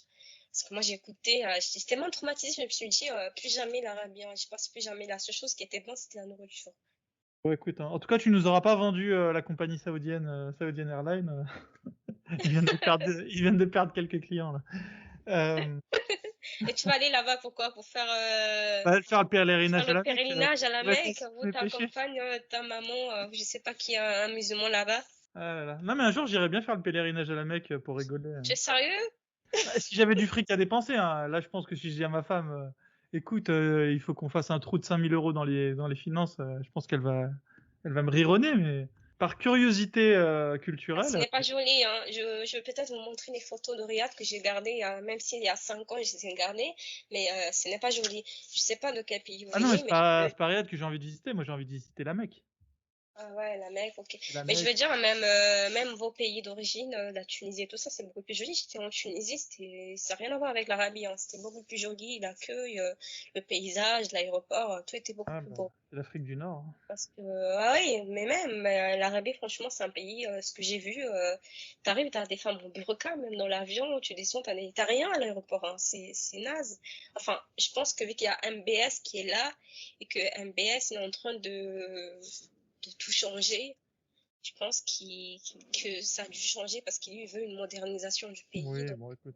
Et tu as vu les lois qu'il a mis, hein. Tu en penses quoi, toi? Tu penses qu'on va vers la réforme de l'islam, qu'on va Non, la non, non, rendre non. les un peu modérés? Calme-toi. Il est en train de distribuer des petits sucres à toute l'Europe progressiste, c'est tout, hein. MBS, la seule chose qu'il veut, comme tous les chefs d'État, c'est garder le pouvoir. Il en a Il absolument y a rien à des lois, il y faire. a eu des changements, non? Tu n'as pas vu les Non. lois en finale? Bah, les seuls Elles changements qu'il y ont, a, c'est que les Saoudiens peuvent aller au cinéma, les femmes peuvent conduire. C'est elles quelques... peuvent vivre seules, divorcées, maintenant. Les choses trop, les choses comme celle-là, on sait très bien que même si Par contre, il n'abolira jamais la peine de mort pour les apostats, hein, ça ah on non, te non, le mais dit, hein. là déjà on en est à des siècles parce que déjà quand tu maintiens la peine de mort, c'est-à-dire que tu peux éliminer tes opposants politiques. Tu vois, tu peux très vite dire Exactement. lui il me fait chier, je veux dire que c'est un apostat et puis tout le monde s'en foutra en plus, tu vois, personne n'ira vérifier. C'est vrai. Ça c'est assez pratique. Faut jamais regarder les choses comme non, faut plutôt regarder les choses du style MBS, qu'est-ce qu'il veut faire pour maintenir son pouvoir, tu vois. S'il peut laisser les Saoudiens aller au cinéma, bon, ça va pas trop. Il s'arrangera avec les imams sur place. Mais même l'histoire des femmes qui peuvent divorcer, je pense il a laissé ça, mais en vrai, ça sera très peu appliqué, Moi, hein, je suis puisque les d'accord avec Saoudiens toi. restent des gens très Je conservateurs. ne le vois pas comme un réformateur de l'islam, hein. Mais j'ai lu dernièrement que le Qatar aussi a assoupli des règles. Maintenant, les relations haram hors mariage sont autorisées. Donc, on est en train de voir un peu c'est du progressisme occidental, mais moi, je suis de celles qui pensent que tu peux avoir un leader qui est progressiste, qui vient, qui veut réformer les choses, mais l'islam, lui, il ne se réforme pas. Le Coran, lui, il ne se réforme pas. Donc, si à un moment donné, comme en Turquie, tu as eu Atatürk, et après, quand tu vois que Erdogan, par exemple, c'est un islamiste, que quand Ouais. il est arrivé, il est en train de changer toutes les lois, alors que la Turquie était le seul pays musulman laïque, et qu'on voit la laïcité, la piétine à sa guise, tu te Mm. dis que il suffit d'un changement de régime pour qu'il y ait pour qu'un dirigeant qui est islamiste ou qui a une lecture rigoriste du Coran applique le Coran à la lettre et on revient en arrière. C'est Ah, ça arrivé peut aller en vite, hein. Afghanistan. En Afghanistan, en Iran, Ah oui, en Iran, j'ai oublié. enfin l'Iran c'est pas Ah un petit oui, pays, hein. ah oui, Oui, oui, ça et arrive l'islam aussi. ça peut revenir très très vite, hein. Il suffit d'une Ça revient génération. très vite. Il suffit d'un policier, c'est comme la Turquie, c'est une déception depuis qu'Erdogan est là, je ne sais plus depuis combien d'années, mais lui, il se prend aussi pour un sultan et le défenseur des musulmans il se dit que, Bah, par il a exemple, raison. ouais, il dit Il souvent s'écarte, que les hein. musulmans en France, ils sont persécutés. Par exemple, les anglo-saxons, ils ont un rapport qui est différent avec nous, les francophones de l'islam. Par exemple, là-bas, en Grande-Bretagne, j'ai vu que les policières peuvent travailler voilées, mais bon, c'est un peu hypocrite, t'es policière, tu vas travailler pour un pays de phare, ok? Mais ils ont des tribunaux chariatiques, des tribunaux islamiques. Ils font des appels en plein Londres, des appels à la prière, alors que par exemple en France, on a une laïcité qui peut être fracturée de temps en temps, mais qui essaie de résister et qui nous protège dans le sens que quand moi j'étais au lycée, je ne pouvais pas savoir qui était musulman, qui n'était pas, parce que à moins qu'il me le disait. Et parce que le voile n'est pas autorisé. Mais pour les anglo-saxons, c'est une raison de discriminer les musulmanes parce que jusqu'à 18 ans, tu n'as pas le droit de porter le voile d'enseignement. À la fac, on a droit, je l'ai déjà vu dévoiler, mais il n'y en a pas tant que ça. Je pense qu'il y a un peu d'exagération dans le discours de Zemmour, justement en parlant des élections présidentielles. Là, et on va en avoir, c'est en avril. Hein. Ouais. Tu vas voter? Oui, je vais voter, je sais pas encore pour qui. Moi, j'aimais bien Arnaud Montebourg, mais je suis convaincu par personne. Et toi, alors Non, moi je vais pas voter, mais je suis convaincue par personne parce que Zemmour, comme j'ai dit au début de notre entretien, il peut se présenter comme un sauveur des apostats parce que c'est celui qui en a parlé. Mais d'un côté, moi je pense qu'il peut nous instrumentaliser dans le sens que il peut juste le dire pour se faire bien voir alors qu'il n'est pas, que ça ne l'intéresse pas une fois arrivé au pouvoir parce que personne ne parle des apostats. Parce que comme il y a eu la charte qui a été signée après la mort de Pachi, ouais. l'État avait demandé aux associations de respecter les apostats. Certains ont refusé de signer la charte parce que l'apostasie est punie de la peine de mort. Sauf que même quand tu dis ça aux musulmans, il y a un musulman qui était dans le discours, on lui a dit, tu penses quoi de la peine de mort des apostats? Il a dit, quand tu apostasies, t'as qu'à quitter ton pays. Oui, ok. Comme c'est pas si tu vis en Algérie, tu apostasies, tu deviens, tu pars en bateau en la Méditerranée pour rejoindre l'Europe parce que comme si c'était facile d'obtenir des visas. C'est un peu con, hein, tu veux dire. Tu Non, n'as mais plus le droit de vivre dans ton pays parce que tu as apostasié. Non, non, non. En fait, les musulmans, ils trouvent tout pour justifier les choses injustifiables. Moi, j'ai arrêté de débattre avec eux. Je sais pas comment font les autres apostats pour débattre avec, parce qu'ils ont toujours une justification pour tout. Il y a toujours l'interprétation, le contexte. Faut lire les hadiths, faut juste prendre en compte le Coran. Certains se disent qu'ils vont devenir coranistes parce que les hadiths, les hadiths, faut juste prendre en compte les saïs, mais s'il y a des saïs qui dérangent, il faut pas les prendre en compte. Le contexte, enfin, on s'en change jamais, on est toujours dans le même cercle vicieux. bah écoute, il faut pas lâcher l'affaire quand même. Hein. Il faut. Alors que toi t'en aies marre et que t'arrêtes, y a pas de souci. Hein, je veux dire, il faut pas non plus que tu fasses quelque chose Mais qui vous te gagnez quoi déplaise. à débattre avec des gens qui ne vont pas quitter nos religions? Moi, je me dis que il faut qu'on muscle notre jeu et que, à force de débattre, on va trouver les failles argumentatives, les manières de. Il faut pas se dire, je lâche l'affaire, ils auront toujours raison. Enfin, malheureusement, si on fait ça, on va leur laisser le champ libre C'est vrai. et l'idée de se dire qu'en fait, il y a personne qui veut débattre avec eux parce qu'ils ont tellement raison. Alors que si je me dis, si à chaque fois les apostats, on est plus vindicatif, on défend notre steak, en plus, voilà, nous, on devrait avoir la rage parce que nous, on est condamnable à mort, tu vois, par eux. Donc, on devrait vraiment être Oui. doublement motivé, Et quoi. C'est nous vraiment une sommes chanceux de question de vivre en changer. Occident où on peut pas l'assumer vraiment. Ça dépend de là où tu habites. Si tu Oui, vis pour l'instant, peut-être dans la pour l'instant. Creuse, tu peux l'assumer. Mais sinon, on peut pas vraiment l'assumer dans certains coins parce qu'il y a de la pression communautaire, Oui, bah, religieuse. il va falloir qu'on, Alors il qu'on va. vit en France, il y en a certains qui peuvent pas assumer qu'ils sont apostats. Ah non, mais on est d'accord qu'en ce moment, non. Mais ce qu'il faut, c'est construire un meilleur avenir, un avenir où les apostats de France seront un vrai groupe Euh, qui sera en pente. je vois pas ce qu'on peut faire, hein, parce que niveau politique, on peut pas créer un parti, on gagne. Enfin, ça va pas marcher si on passe par la politique. Nous, on attend les politiques. Je pense qu'il faut s'organiser autrement. Exemple, ce qu'on fait, c'est très bien de faire des podcasts, de faire des vidéos, de faire des débats. C'est déjà quelque chose, c'est un petit peu ce qu'on fait. Pour moi, ça ne m'a pas dérangé de participer à ton podcast. Comme ça, je témoigne. On voit aussi, parce que la plupart des témoignages, c'est des gens qui ont grandi, qui sont nés dans des familles musulmanes. Et on a très peu de cas Converti. des convertis qui apostasient. Bah ouais, merci d'avoir participé. Et puis merci, hein, t'es courageuse. Il y a pas beaucoup de femmes, encore une fois, on le répète.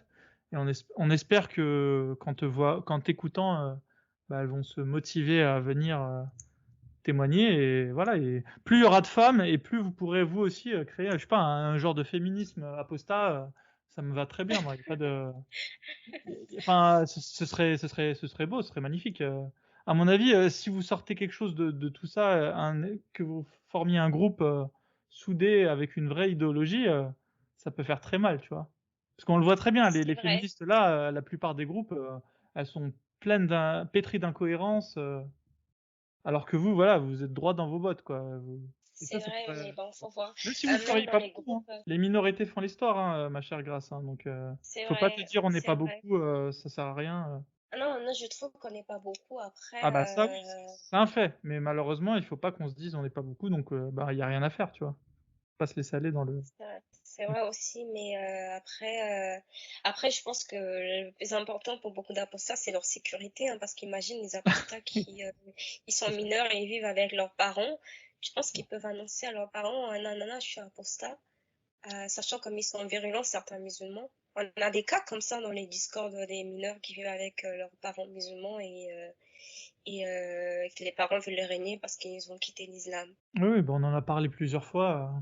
Moi, j'ai toujours dit, hein, parler de son apostasie à ses parents quand on est mineur et dépendant financièrement, c'est très risqué. Je dis pas qu'il faut pas le faire, voilà, parce que moi j'ai pas de conseils à donner. Mais de toute façon, moi, comme je dis la dernière fois, il faut venir en parler sur le Discord.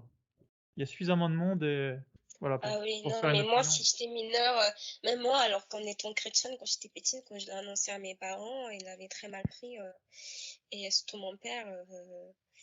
Et même aujourd'hui, ils n'ont pas dit à ma famille oblette que je ne suis plus chrétienne, parce que sinon ils vont croire que je suis possédée par le diable. Tu vois à quel point on arrive à l'endoctrinement. Donc, les seules personnes qui savent, c'est ma famille nucléaire, proche. Le Ouais. reste, ils sont pas au courant. Et je leur en parle pas. Quand on me dit que Dieu te bénisse ou une fête joyeux Noël, je dis ok, je fête avec eux, mais je leur dirai pas Ouais. que je suis chrétien parce que c'est très très mal vu. Donc alors tu t'imagines encore plus pour les âmes parce qu'encore le chrétien, tu as des chrétiens culturels qui se disent chrétiens non pratiquants, Ouais. alors que les musulmans justement, on les connaît pour avoir une pratique accentuée de la religion. Parce qu'aujourd'hui, si les religions se meurent en France, mais les uns ne se meurent pas, les gens sont pratiquants, les mosquées sont pleines, alors que c'est tout le contraire du christianisme, où les mosquées, les églises, elles sont vides. Et justement, c'est pour ça que nous, les apostats, on doit faire attention de ne pas tomber dans une autre religion, parce que, tu vois, les chrétiens, certains groupes chrétiens essaient de nous récupérer. Bah, ça c'est de bonne guerre, hein. Il y a pas, c'est pas choquant. Mais je pense qu'en général les apostats Euh, on est assez blindés pour pas se C'est laisser. vrai, mais il y en a certains aussi qui peuvent se convertir. Ce serait intéressant d'interviewer un apostat qui est devenu chrétien.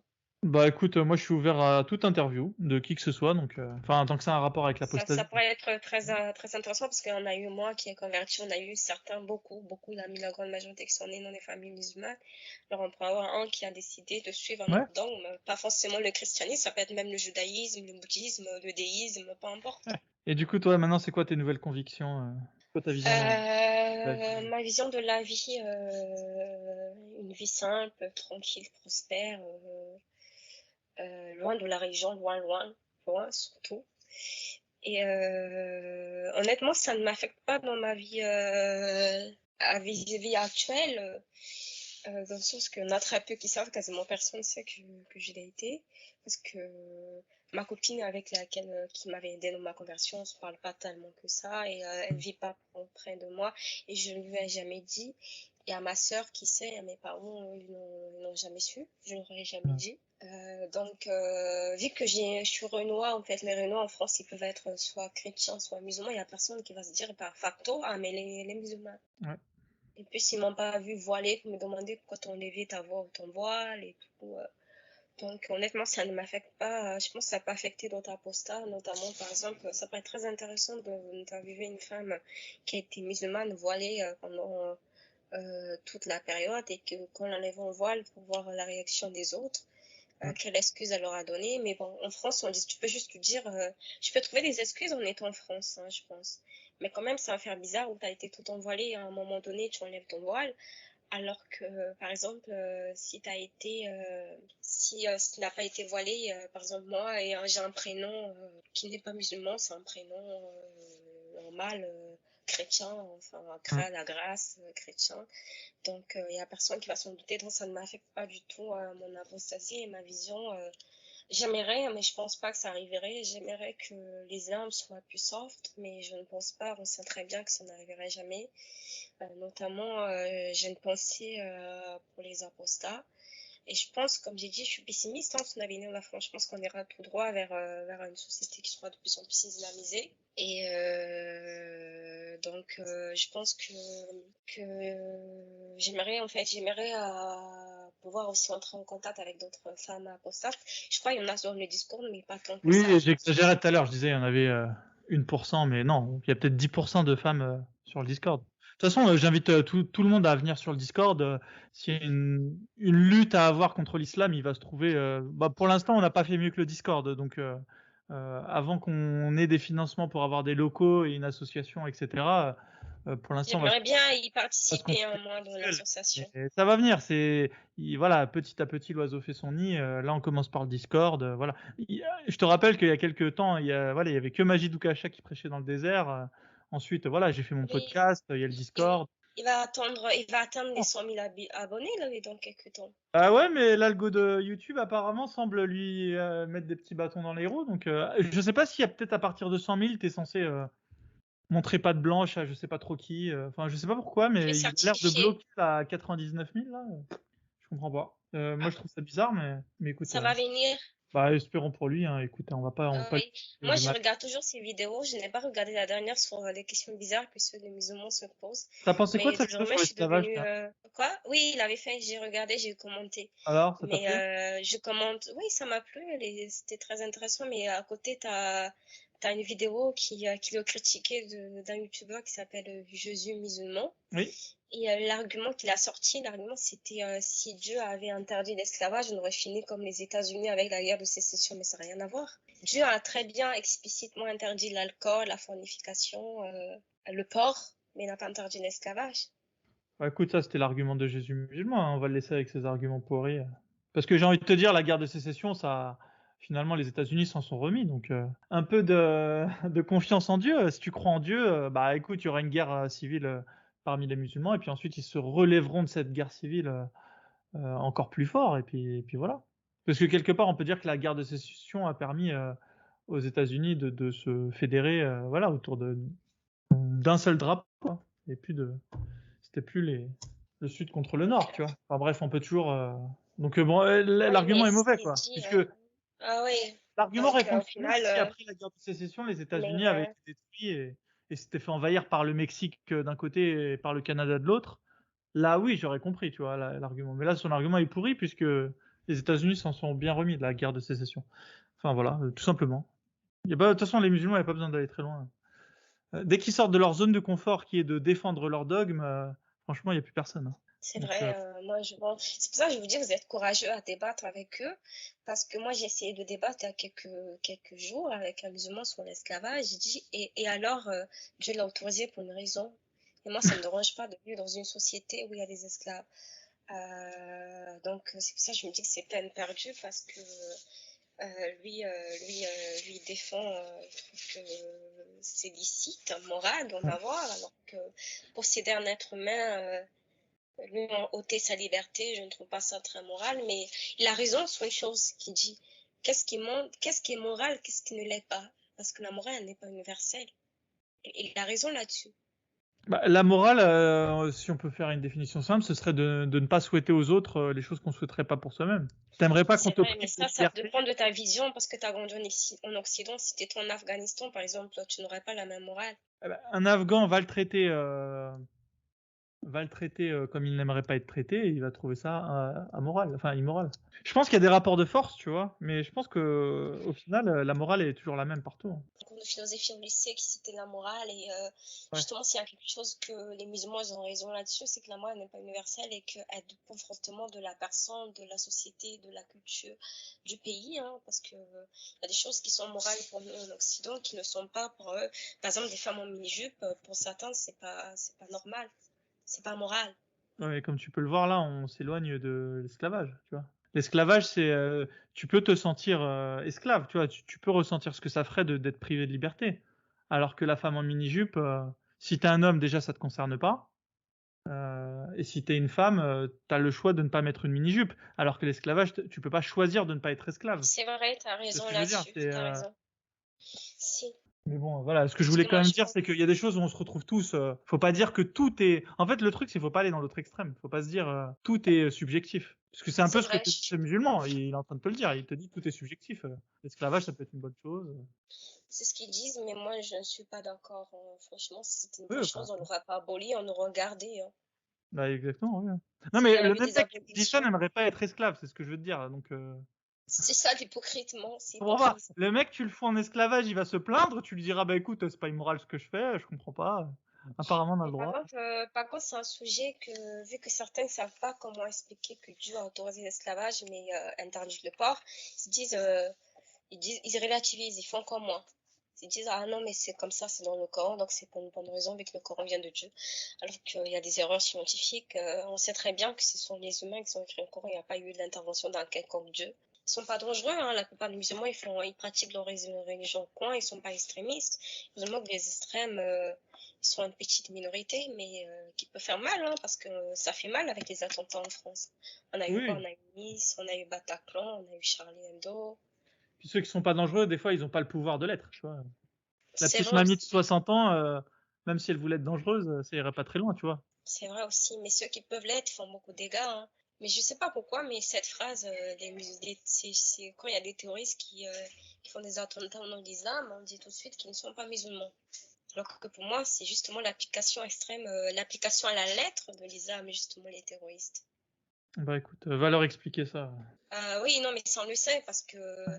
tuer des mécréants, ce n'est pas illicite, hein, ça fait pas de toi un mauvais musulman, hein, c'est très bien écrit. Après, oui, il y a le contexte, l'interprétation, tout ce que tu veux, mais dans le Coran, il est très bien écrit qu'il faut pas prendre une partie de livre et rejeter l'autre. Le Coran lui-même condamne l'hypocrisie des musulmans, hein. Et ouais, Je ça ne faut sais leur pas dire. s'ils lisent le Coran, hein, certains musulmans, je n'ai pas Bah l'impression. écoute, tu l'as été, donc est-ce que t'étais une grande lectrice du Coran quand tu l'étais? Si, je lisais beaucoup de Coran, justement. Bah c'est peut-être pour ça que t'as apostasie. Tous les jours, j'en lisais. Non mais voilà. Les apostats ont ça en commun qu'on s'est tous bien intéressés à l'islam. Pour l'instant, là, Oui, ça m'est pas c'est encore ça. arrivé, j'ai pas rencontré de musulman me dire, bah non, moi, tout de suite, l'apostasie a été une évidence. Enfin, voilà. Ah oui, non, mais ça, non, ça a pris du temps. La Ah plupart oui, d'entre nous, on a fait des recherches, on est très bien informés c'est ça. sur l'islam, sur le Coran, les hadiths. Certains beaucoup plus que moi dans les discords, on a certains qui vont de-delà des sciences islamiques, moi, en fait, si on crée une association, on pourra intervenir, qui sait peut-être témoigner auprès des autres personnes en vrai, hein, témoigner en vrai. Moi, j'aurais aimé être prof d'histoire. Franchement, c'est pour ça que je fais des études d'histoire. Mais Bah, c'est pas trop tard. aujourd'hui, être prof d'histoire, non, c'est pas trop tard vu que je suis en master et je peux passer le CAPES. Le problème du prof d'histoire, c'est que les profs d'histoire se sont sûrs de plus en plus. T'as eu la mort de Samuel Paty, hein, ça m'avait particulièrement touchée. Et tu te censures beaucoup parce que tu as des sujets qui vont à l'encontre de la sensibilité des élèves. Quand tu es prof d'SVT, prof d'histoire, tu peux pas aborder le sujet des Juifs, tu peux pas aborder la guerre d'Algérie sans que ça fasse polémique. Ça devient très dangereux, hein, parce que Bah, tu peux aborder faut montrer la les partie du programme avec ta caricatures. sensibilité, hein. La guerre Oui, non, d'Algérie, elle est pas au programme. Je me trompe. ah oui, ok, mais je me rappelle quand moi il y avait une cours de la guerre d'Algérie, la prof ne pouvait même pas faire cours, hein. C'était un scandale auprès des élèves. Ils disaient la France n'aurait dû jamais aller en Algérie. Oui, non, mais tu n'as pas à dire ça à la prof parce que c'est pas elle qui décide, c'est arrivé, c'est comme ça. L'histoire relate les faits. On n'est pas là pour juger les faits ou une histoire, c'est ce que les gens ne comprennent pas. Donc, si quelqu'un écrit un livre sur l'esclavage arabe musulman comme il a fait à Tidjane Ndiaye, mais certains vont dire qu'il est afrocentriste. Mais moi, je ne trouve pas où il est afrocentriste. Si lui-même il est musulman, il est resté musulman après avoir fait des longs travaux de recherche. Et il a fait ça avec peu de sources parce que malheureusement, les pays musulmans ne communiquent pas leurs sources sur l'esclavage arabe musulman. Donc, il a fait avec le peu qu'il avait, hein. Mais parce que certains, en fait, l'histoire, on écrit des livres, on écrit tout ce qui va en somme des sources historiques avec des archives. C'est ce que je fais. Moi, je travaille sur les archives, par exemple, dans mon sujet, Ouais. les archives diplomatiques. Donc, en histoire, on travaille sur les archives, mais malheureusement, sur l'esclavage arabo-musulman, Tidjane Ndiaye n'a pas eu l'opportunité de pouvoir travailler sur les archives parce que les archives, les pays musulmans ne veulent pas les communiquer. Ok, c'est intéressant à savoir. Bah écoute, on espère que tu iras plus loin que lui. On verra. Tu Enfin, deviendras notre petite Tidiane Ndiaye. justement, toi, tu peux me rappeler juste ta vision de la France, ce que tu as dit, les hypothèses, parce que moi, je pense que j'allais dire exactement la même chose, si tu peux le dire. Ma vision de la France. Oh, donne-nous plutôt la tienne, hein, parce que là. Là, je suis Ah parti ouais, sur un non mais monologue, toi, hein. non mais toi, t'avais évoqué deux hypothèses qui me semblaient très pertinentes, mais j'ai oublié. Ou- Ah, est-ce que c'est celle où j'avais dit que la France, tellement islamisée, finirait par reprendre la main sur les pays du Maghreb et former Ah une oui, espèce ah, d'alliance ah oui, méditerranéenne, un genre de nouvel empire romain, mais islamique, tu vois? ah oui, c'est ça. Et c'est les Franchement, c'est Maghrébins qui sont à la tête de la France, hein. On aura un président maghrébin. bah ouais, écoute, tu vois, c'est pas l'hypothèse que j'aimerais bien, parce que voilà, je porte pas l'islam dans mon cœur, mais faut comprendre que la politique, c'est toujours des rapports de force, hein. Et c'est pas des rapports de ah, on aimerait bien que le pays reste chrétien. Ça, ils s'en foutent, hein. Si le petit-fils de Bernard Arnault se rend compte que c'est dans son intérêt de recoloniser du coup le Maghreb, il va pas se gêner pour le faire, hein. Donc voilà, ça pourrait être une espèce une théorie où la France s'en sortirait, quoi. Économiquement, en tout cas, hein. Peut-être pas au niveau de ces traditions chrétiennes, mais. On verra, mais en tout cas, moi, je ne vois pas ça très positif. Comme Non, j'ai c'est dit, pour ça la que démographie est de leur côté, et tôt ou tard, ça basculera. bah écoute, je sais pas. Tant que l'économie fonctionnera, la politique tournera, hein. Donc, si la France devient islamisée, bah on aura une différente vision de la géopolitique, forcément. Moi, je pense qu'elle le sera tôt ou tard, hein. Peut-être pas dans ce siècle-là, mais le siècle prochain, maintenant, on sera mort. Bah écoute, Tant mieux pour nous. ce sera pas pour nous en tout cas, si c'est dans trop longtemps. C'est pour Ah ça que oui, j'évite de trop heureusement. penser à ce qui peut se parler. Enfin, je veux bien en discuter pour voilà, sur un ton léger, mais honnêtement, ce qui va se passer pour mes petits enfants, bah, écoute, ce sera à eux de faire face à ce qui se passe, quoi. Je veux dire. Moi, Oui, mon nous, on problème, fait le nécessaire. On a fait le voilà, chacun fait nécessaire. comme il peut en fait, c'est ça. Voilà, chacun fait comme il peut. Faut pas se rendre On ne malade. peut pas sauver la terre entière. Exactement. Mais ceci dit, il faut à son échelle essayer de faire ce qu'on peut, quoi. Voilà. Moi, j'ai essayé de faire le podcast.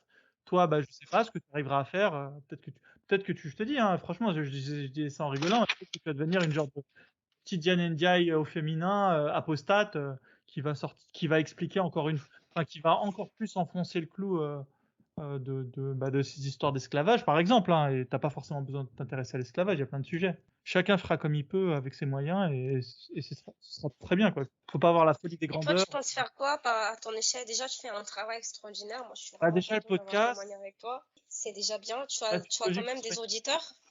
non, la suite logique, c'est une association. Ça va arriver, on en parle tous. Mais là, on sait très bien ce qui se passe, c'est que Ah. tout le monde en parle et personne veut se lancer, parce que voilà, personne veut s'exposer. Mais bon, si personne le fait, je vais le faire, et C'est puis vrai, voilà. c'est dangereux. C'est dangereux. Ah oui, quand tu laisses ton nom visible sur un formulaire, bah, tu mets une cible C'est sur ta. dangereux. Ah oui, Même, tu peux risquer qu'un extrémiste, un djihadiste t'accapite dans la rue, hein. Tu finisses comme Pachi, hein.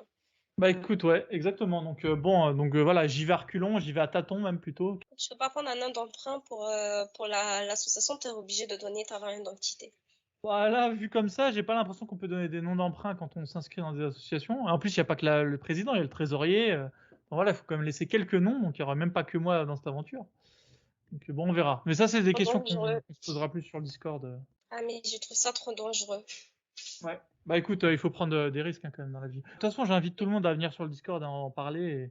Et si quelqu'un est plus motivé qu'un autre, voilà, on vous laisse bien volontiers cette place ingrate qui est Moi, de devenir j'aimerais le. bien, s'il y en a, j'aimerais bien y participer quand même, hein. Mais c'est vrai, ça fait un peu peur, mais Là, c'est la naissance d'un mouvement, hein. Il faut vraiment le comprendre. L'apostasie, il y a quelques années, c'était même pas un sujet, c'était inexistant. Voilà, les rares qui apostasiaient, on pensait qu'on était des fous furieux perdus dans le désert. Alors que non, là, on le sent quand même. Même si tout à l'heure je disais que je pense pas qu'il y ait 15%, on sent qu'il y a la naissance de quelque chose. Et puis c'est vrai. c'était On irréversible de entend toute même, façon. même tu vas sur Twitter, on entend de plus en plus parler. Il y a quelqu'un Ah, qui est avec nous qui s'appelle Aposta Kafir La Repense qui fait des débats sur Twitter. J'en ai participé, moi aussi. faut être optimiste. Il faut pas se laisser les mains dans les poches. Nous, on peut rien faire. C'est Un vrai. musulman qui s'en fout, à la limite, il peut laisser la Oumma travailler pour lui. Ils sont 1,5 milliard.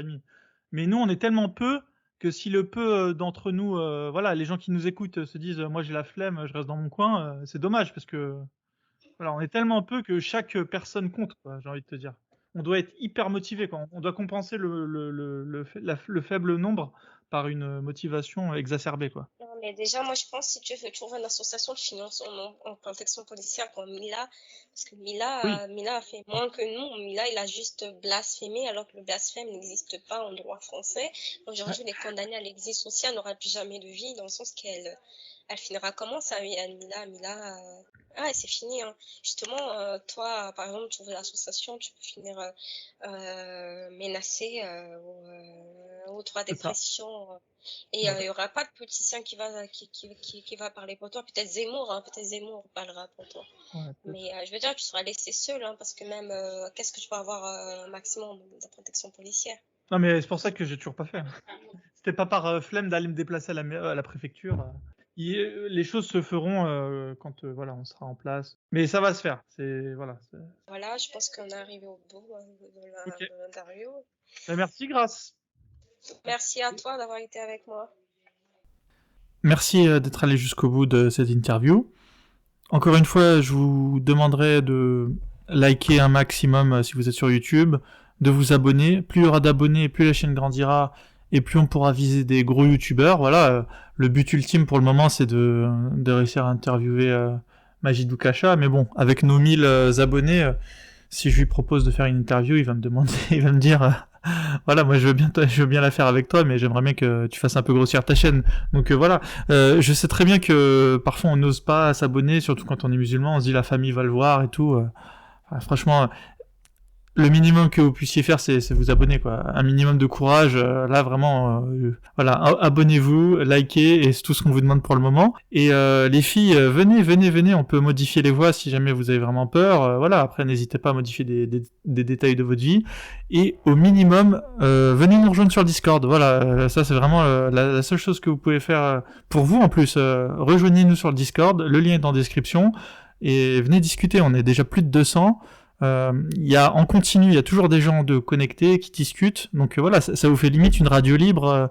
Vous pouvez discuter avec d'autres personnes qui ont les mêmes problèmes que vous. Vous n'êtes pas seul, je vous le rappelle. Et l'apostasie, voilà, c'est un phénomène qui prend de l'ampleur.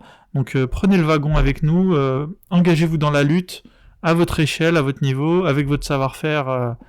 Et voilà. Et en tout cas, moi je vous dis à très bientôt pour d'autres interviews. Merci beaucoup.